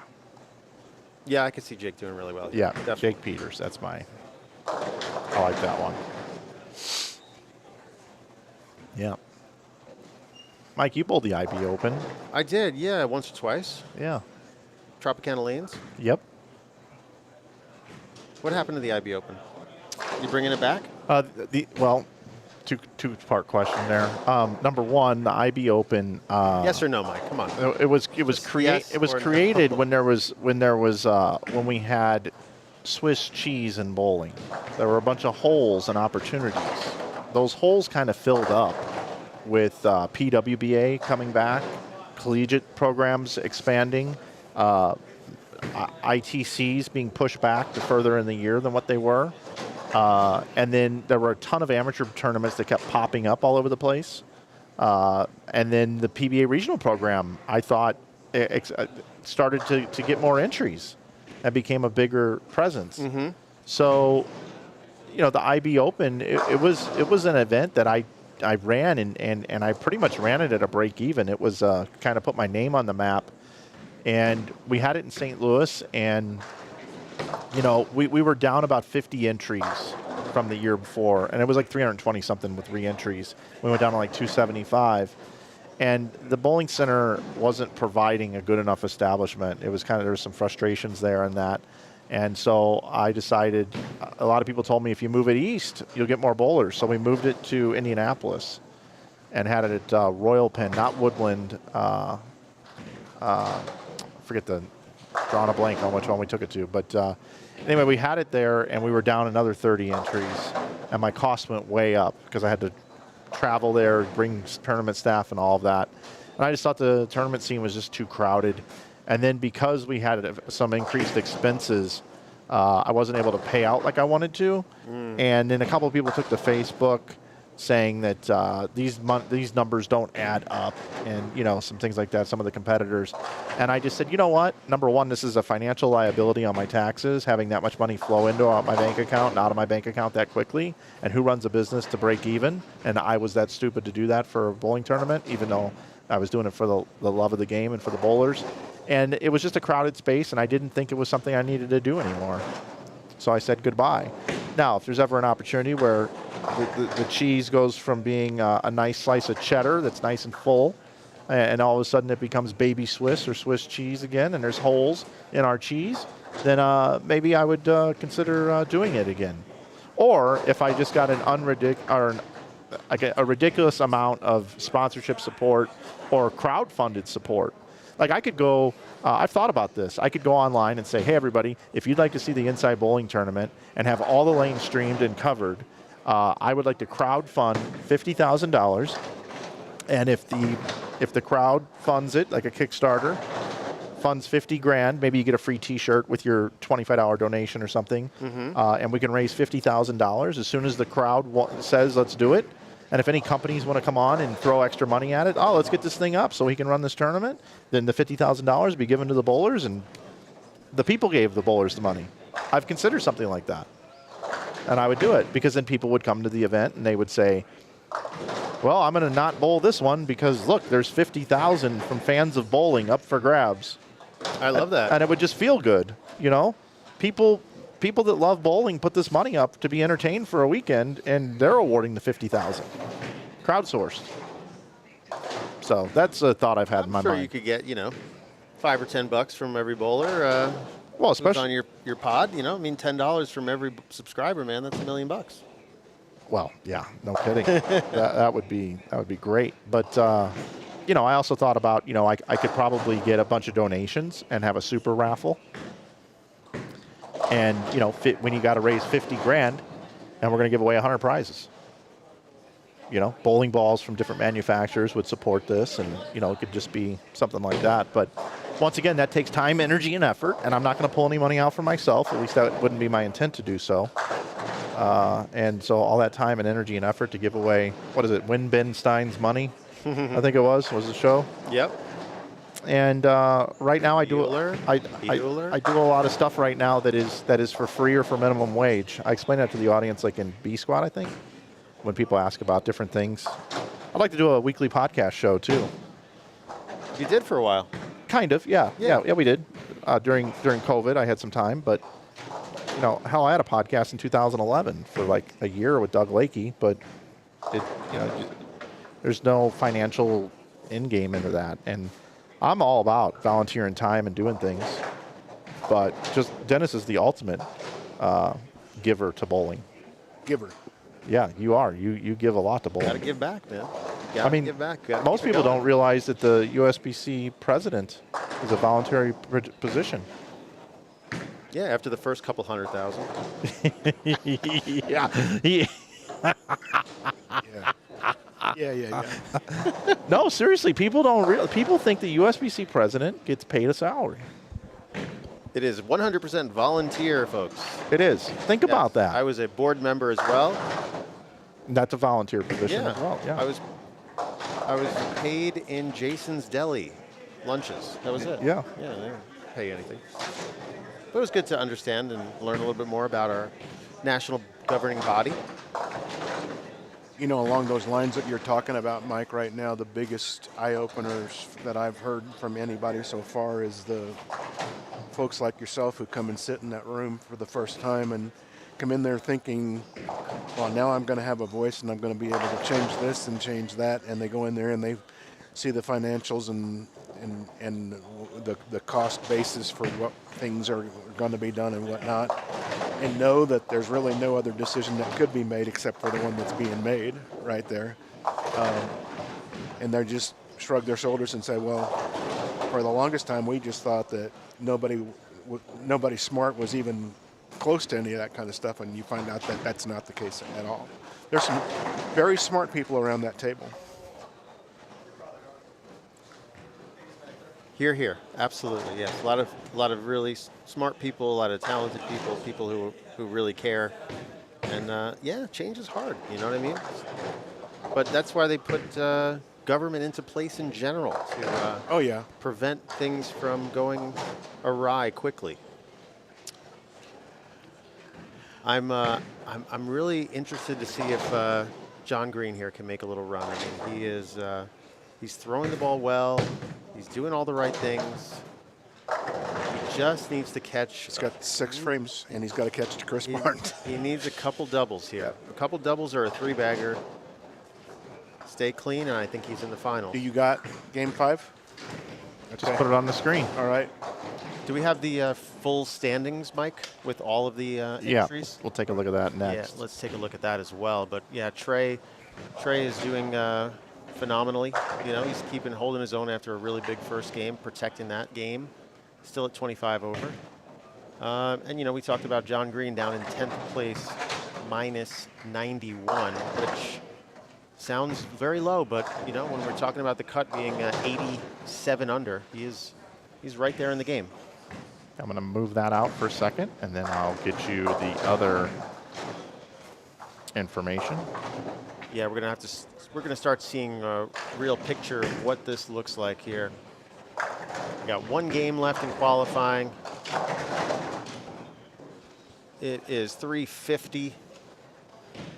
Mountain Time. About 5 frames left here, and we're going to see who can catch a couple breaks here. All right, right now, 24th place, Noah Berger, 922, or I guess 78 under. I don't know if we're, can we? Yeah, I'm working on it. Okay. I was doing a Google Doc, and this is from an email. There we go. There we go. Okay, magic. Now, there are a lot of people in this squad, you know, and even though we're looking at plus minus of 200, it's not a foregone conclusion that anyone's going plus here. So, I mean, I think that, you know, since the scoring pace is around, for making the cut around 185, you know, you got to figure that almost a lot of the people who are in the number right now will likely dip down. So, I mean, even though Barnes is 22nd, I would find it really difficult for him to miss. You know what I love about this is how Rick has eliminated the duplicates Yeah. as he goes. Well, he didn't do that. The software did it, and we didn't know that at the very beginning. He was wondering why we were missing 10 people after the first couple of rounds, and we figured it out afterwards that it was this software knows just to put their highest score in there. So that's why we didn't have the number on there that we thought we were It's supposed so convenient. to. Yeah. So there is a look at our standings, everybody. Yeah, leave that up for a moment. So here, Mike, you guys talk about this the last game where Chris needed 4 people to drop below him for him to make it at that point? Chris Barnes? Yeah. He was in 28th Right now, going into this game. And then he moved up to 22nd. Yeah. So yeah, he's Chris seems to be in good shape. I think he'll be fine. The top 8 number looks to be fairly cemented. Scott Wiley would need a big game. Daniel Hong would need a really big game. So it looks as though our top 8 number is going to be Brandon Knowles at 1193 minus 7. Scott Wiley just flagged a 2-pin as well, so that doesn't help. Mike, if you want to give me the names of people, I can look it up over here in Lane Talk and tell you if they can get there. Yeah, I mean, I think right now, what I would say on the bubble, Brian Hare, Quentin Bell, Ryan Howard, Kyle Duster. Brian Hare, Dutch pace through 4. Okay. Give me the next one. Brian Hare, yeah, he'll probably need about 180. Okay. Ryan Howard, how's Ryan Howard doing this game? Howard. He has got 103 in the 5th with a strike in the 6th. Clean. It's down on 11 and 12. Who else you got? He's got a double up and clean. Okay. That's solid. Quentin Bell. Quentin Bell's got 105 in the 6th. Can max at 225. Would have to strike out to do so. That's not too shabby either. I mean, he only needs about 180. Kyle Duster's going to need a bigger game, though. I mean, how's Kyle doing? He can max at 249. He is through 6 frames, so he has 1 double in there and is clean. Very respectable. How's Noah Berger doing? Is he down here with us? Yes, he's right in front of us on the live stream. Yes, 55 in the 4th with a spare up in the 5th. Yeah, he's couple opens, no strikes yet. That's not a great sign. Noah is going to somehow need to get to about 200 this game. Christine Johnson had a tough game last game. She's on the bubble. She'll probably need about 200. Okay, she's looking good right now. 6 spare, 5 spare, 9 spare, 9 spare, and caught a double. Caught a double behind it. Okay. She's on 14. If she keeps it clean, she might sneak in. She keeps it clean. All right. And then we've got some dead numbers too. We've got John Aravalo at 87. That was our estimate of what the cut would be. Did he move up this game? He was in 30th going into this game? Yeah, John is now in 26th place. Okay. And Brian Skidmore is right behind him. He's a dead number also. How's Trey Brand doing down on, he's on 7 and 8? No, it's only like 9 and 10 this game? Yeah, Brand is Dutch through 4. Okay. I think I need to go back to the lanes here because we've got... and John Green is probably our John Green, and I don't know about Glenn. And also Christine. And while John Green is clean through 7. He's got 230. Got 236 off the sheet. He's still pacing 190. He needs to catch a double here. Why don't we focus on John? Mike, I'm going to go back over and put the scores in the Google folder so these folks can see it at home. Thank you, brother. All right. All right. Thank you, Dennis. What we're not talking about, I just noticed this up on the screen, right on our live screen pair. Tyler McPhee. Yeah. Are you kidding me? He's minus 104 under. Yeah. With the front 7 this game. He's about to bowl his way into the finals in the last game. Are you kidding me, Michael? A. Johnson. Flanagan wouldn't lie. All right, Tyler McPhee up on lane 19 on the front 7. Yeah, that was wide. All right, well, a little bit of a disaster here. Tough leave. 5-count washout. Not the traditional 5-count washout. He's got the dead wood behind, or the double wood behind. So let's see if Tyler can clean this up.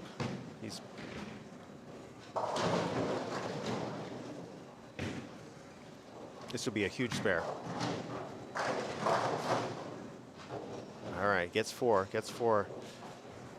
So he's still in really good shape. Even if he stays clean, he should make the finals, but he's going to need to stay clean now.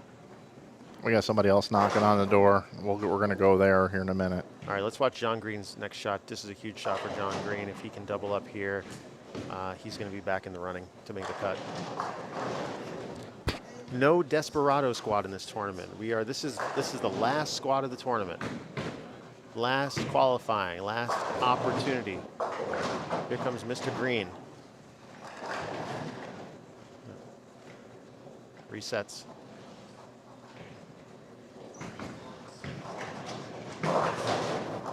Didn't like it off his hand. Just didn't like it. Didn't like it from the start. Left the target. From one chaser to another, Christine Johnson has found a triple. That is huge. Huge. She is currently the first bowler outside of the number at minus 83.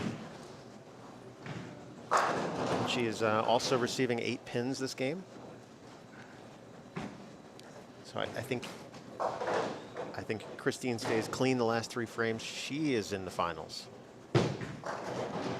How about that? 4 in a row. 4-bagger for Christine. That might have locked her in there. That might have locked her in. Christine joining us from Toronto, Canada. Coming all the way from Toronto down to New Mexico. Can you believe that, Mike? Yeah, she took a rip. She went for a rip. What does that mean? Going for a rip in Canada is when you call your friend, you go for a joyride. Okay. And you end up somewhere. Yep. Good to know. All right. Yep. I educated the audience 2 weeks ago, and it's still kind of sticking with us here. John Green.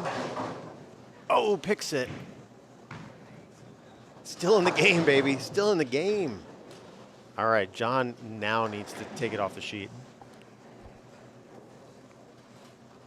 All right, here's Tyler up in the 9th.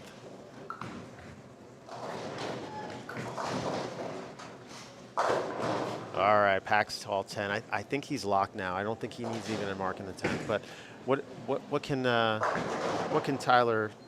Tyler locked in at? I think he was at about 100 under. 104 under. 104.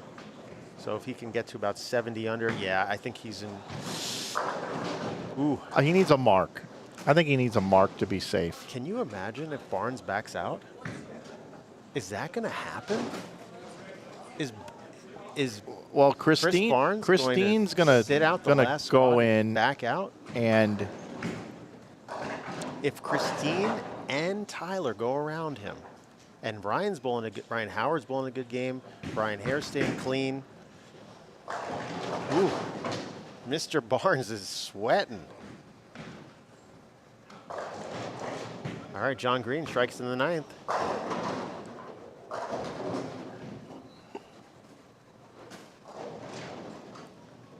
This is for all the marbles, baby. Christine up in the ninth. That's a really nice shot. All right, flat 10. She picks this up. I think she's going to be in good shape to make the cut.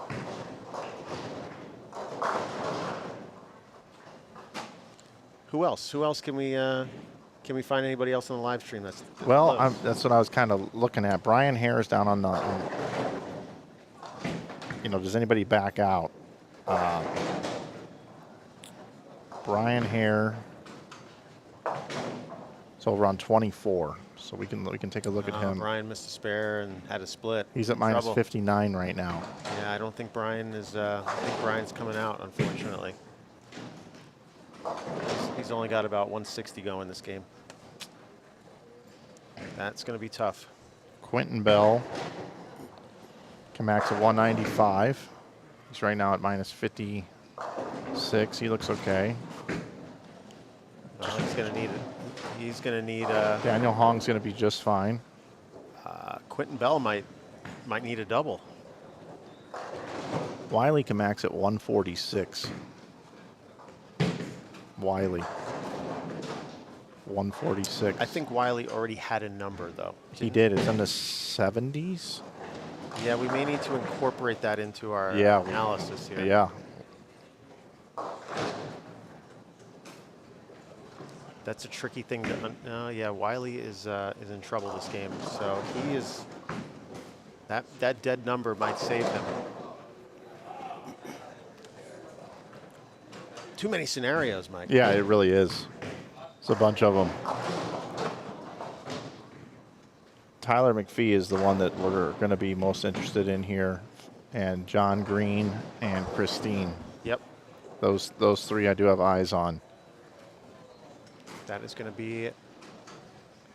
These are going to be the folks making a run, people. All three of these folks are currently outside of the number. If I had to predict what's going to happen, Barnes is going to be the number. Wow. That's a bold prediction, Cotton. That's what I think.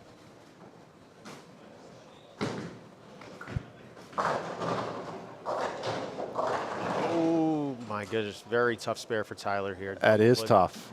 Very. Oh, I think it looked like something. Did the machine knock that over? Maybe we need a replay of that. Something fell late. Yeah, I think it's going to set it back up, though. Can we get a replay, Mike? Yeah. Okay. All right, what's going on here? Is this the machine? It's a 2-5. I think that's the machine. Yeah, there's nothing. There's no action going on there. So it's a 2-5-8. All right. So we're not sure if Tyler needs to make this, but it certainly would give him. I think this would lock him in if he makes this. Very tough spare. Whoa! Huge make. Almost chops it. Huge make. Here's Christine. Huge. 10 frame. Huge.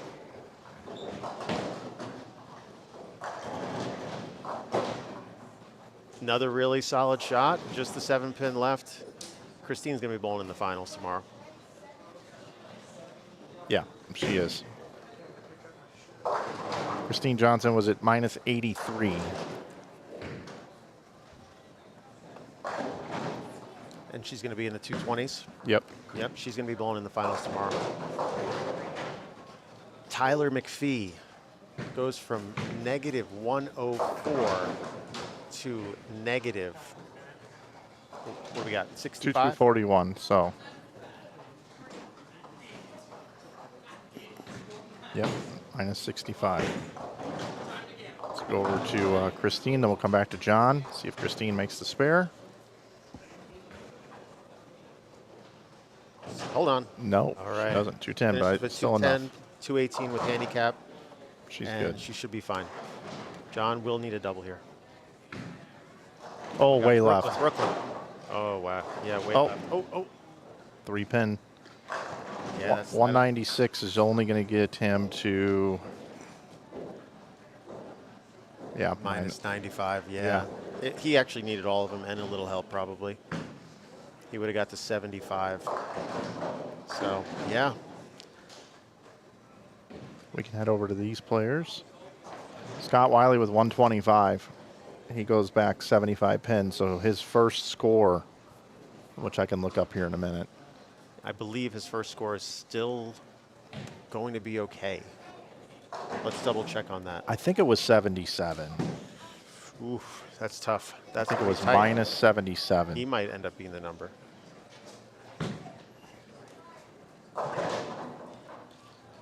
Noah Berger's going to come up short. He's going to be at 91 under.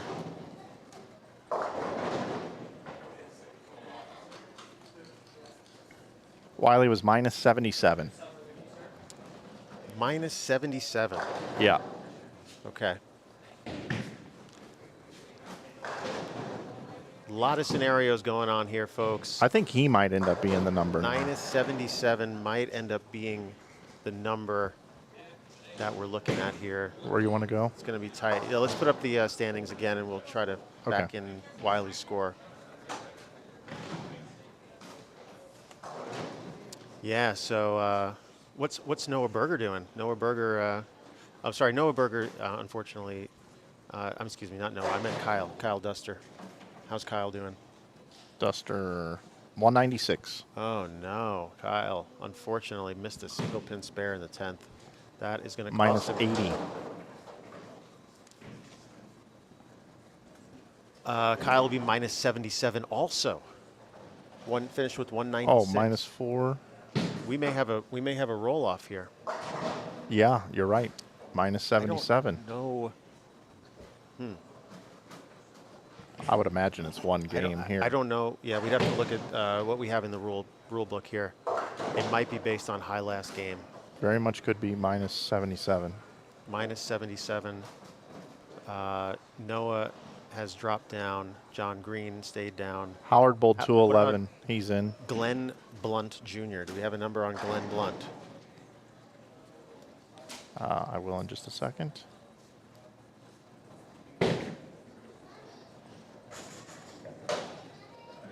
$203.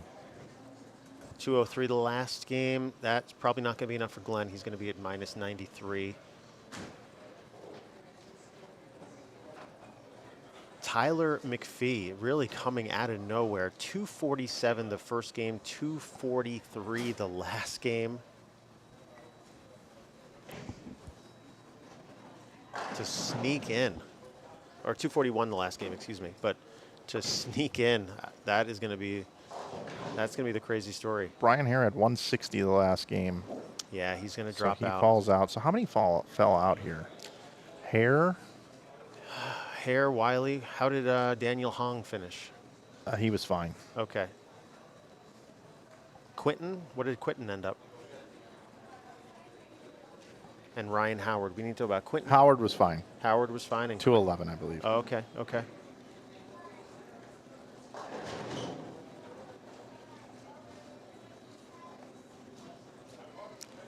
It looks to me like 2 go in and 2 go out. Quentin Bell had 193. I think we're actually, I'm predicting right now, minus 77 tie, both in. Okay. That is where I'm at because 2 are going out, 2 are coming in. Tyler and Christine are going in. Brian Hare and maybe not. No, Scott Wiley is staying in. Maybe it's 1 lower.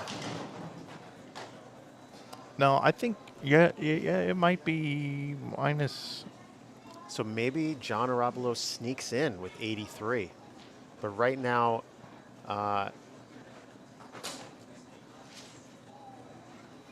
we're on the bubble, people. Aravalo actually was finished at 87. Oh, excuse me, 87. Christine goes in. Those 2 go in. It could be Aravalo at minus 87. Yeah, because 2 are going in, and only one is coming out. Yeah, and we'll know shortly. They turn around the scores so quickly here. This thing right here is going to update. We're going to know here shortly. We'll stay with you until the cut is announced, people. We've got some final standings coming through, but right now our projected cut is looking like John Aravalo at minus 87. It's going to stay put from our prediction, Mike. Isn't that amazing? Yeah. We took 180. I said 187, I think, times So 13 under times 6. I thought it would be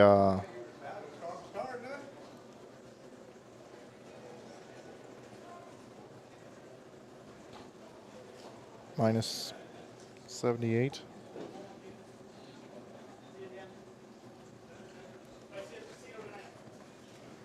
Yeah, I thought minus 78 would be the number. We're yeah, Kyle still may get in At 77. at 77. I think Kyle's in. I think Wiley's in at 77. The question is whether Aravalo gets in at 87. There's a little bit of a gap there. Christine Do was we a know, rock do star. we by know the way. where Adrian Hare finished? Yeah, 180 the last game. 180, yeah.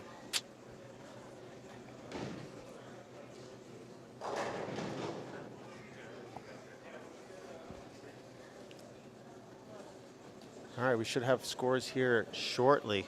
They're working on it, folks. She opened in the 10th for 180 also, by the way. So tomorrow, folks, Sunday, our finals. Our top 24 players are going to be bowling for a prize fund of $40,000. We're really excited to be giving away this type of prize fund. You know, this is the marquee event in the Southwest. We've got our defending champion, Dallas Leong. That concludes our final qualifying All right, here we go. squad.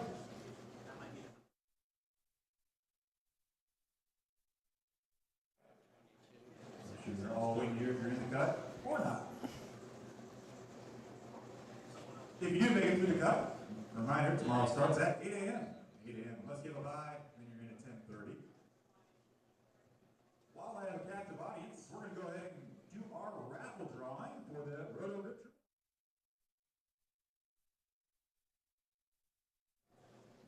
Draw a winner. That's our winner right there. All right, folks, we got some announcements going on in the background, but we are staying with you until the Pro-Am. Until the Pro-Am, excuse me, until the final stats are out. Tony Lopez won the bag to those that were participating in person. If you were here and you put in to win that and you're not present, Tony Lopez, your winner of the Rotogrip bag donated by Steve Klimkin and the folks at Storm.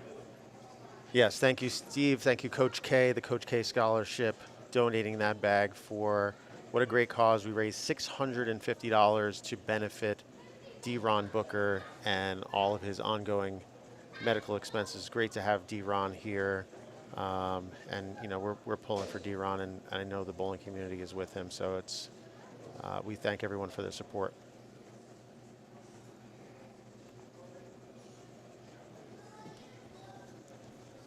All right, folks, we're going to stay with you until the final number is announced, but we are excited to deliver this live on air. We are projecting right now, it looks to be John Aravalo, minus 87. John is a local bowler here at Tenpins More in Rio Rancho, and he might just sneak in to the last spot. And guess what? Tomorrow, anything can happen. Even if Anything you're Austin can happen. Grammer.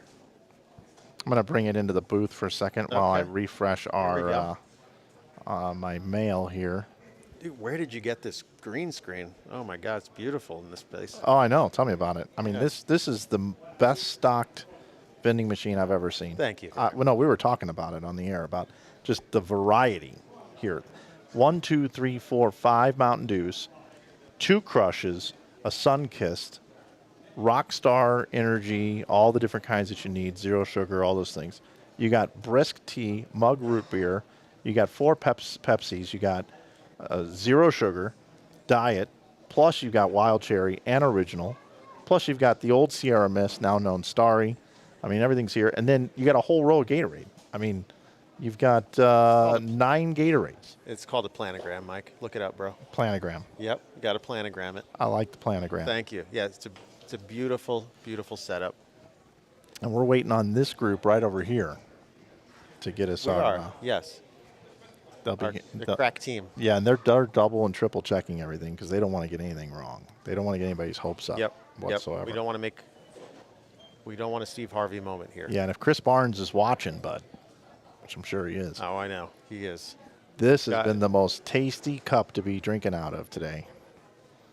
He's got his patches on here. I mean, this is nice. Top notch right there. Thank you. Chris Barnes backing into the number of the last game. He was sweating a little. He had to be sweating. Were Mike, you sweating? Should I bring back some bad memories? When no one is allowed to wear sunglasses anymore? With that? Are you trying to trigger me? I'm just looking at what things I have around here to play with. Oh, the trophy. Here we go. Yep. This thing is heavy. It is heavy. It is that. Showing my strength right now. Okay. World-class event. You get a world. I mean, Dallas Leong may add another one of those trophies to his trophy case. That thing, yeah, that would dent a wall. Sure would. All right. How we doing? All right, I think I have Saturday PM overall in here. Okay. That's what this is, right? Load it up. Who wants to look at us? You'd be surprised. Oh, not yet. It looks like it's still being finalized.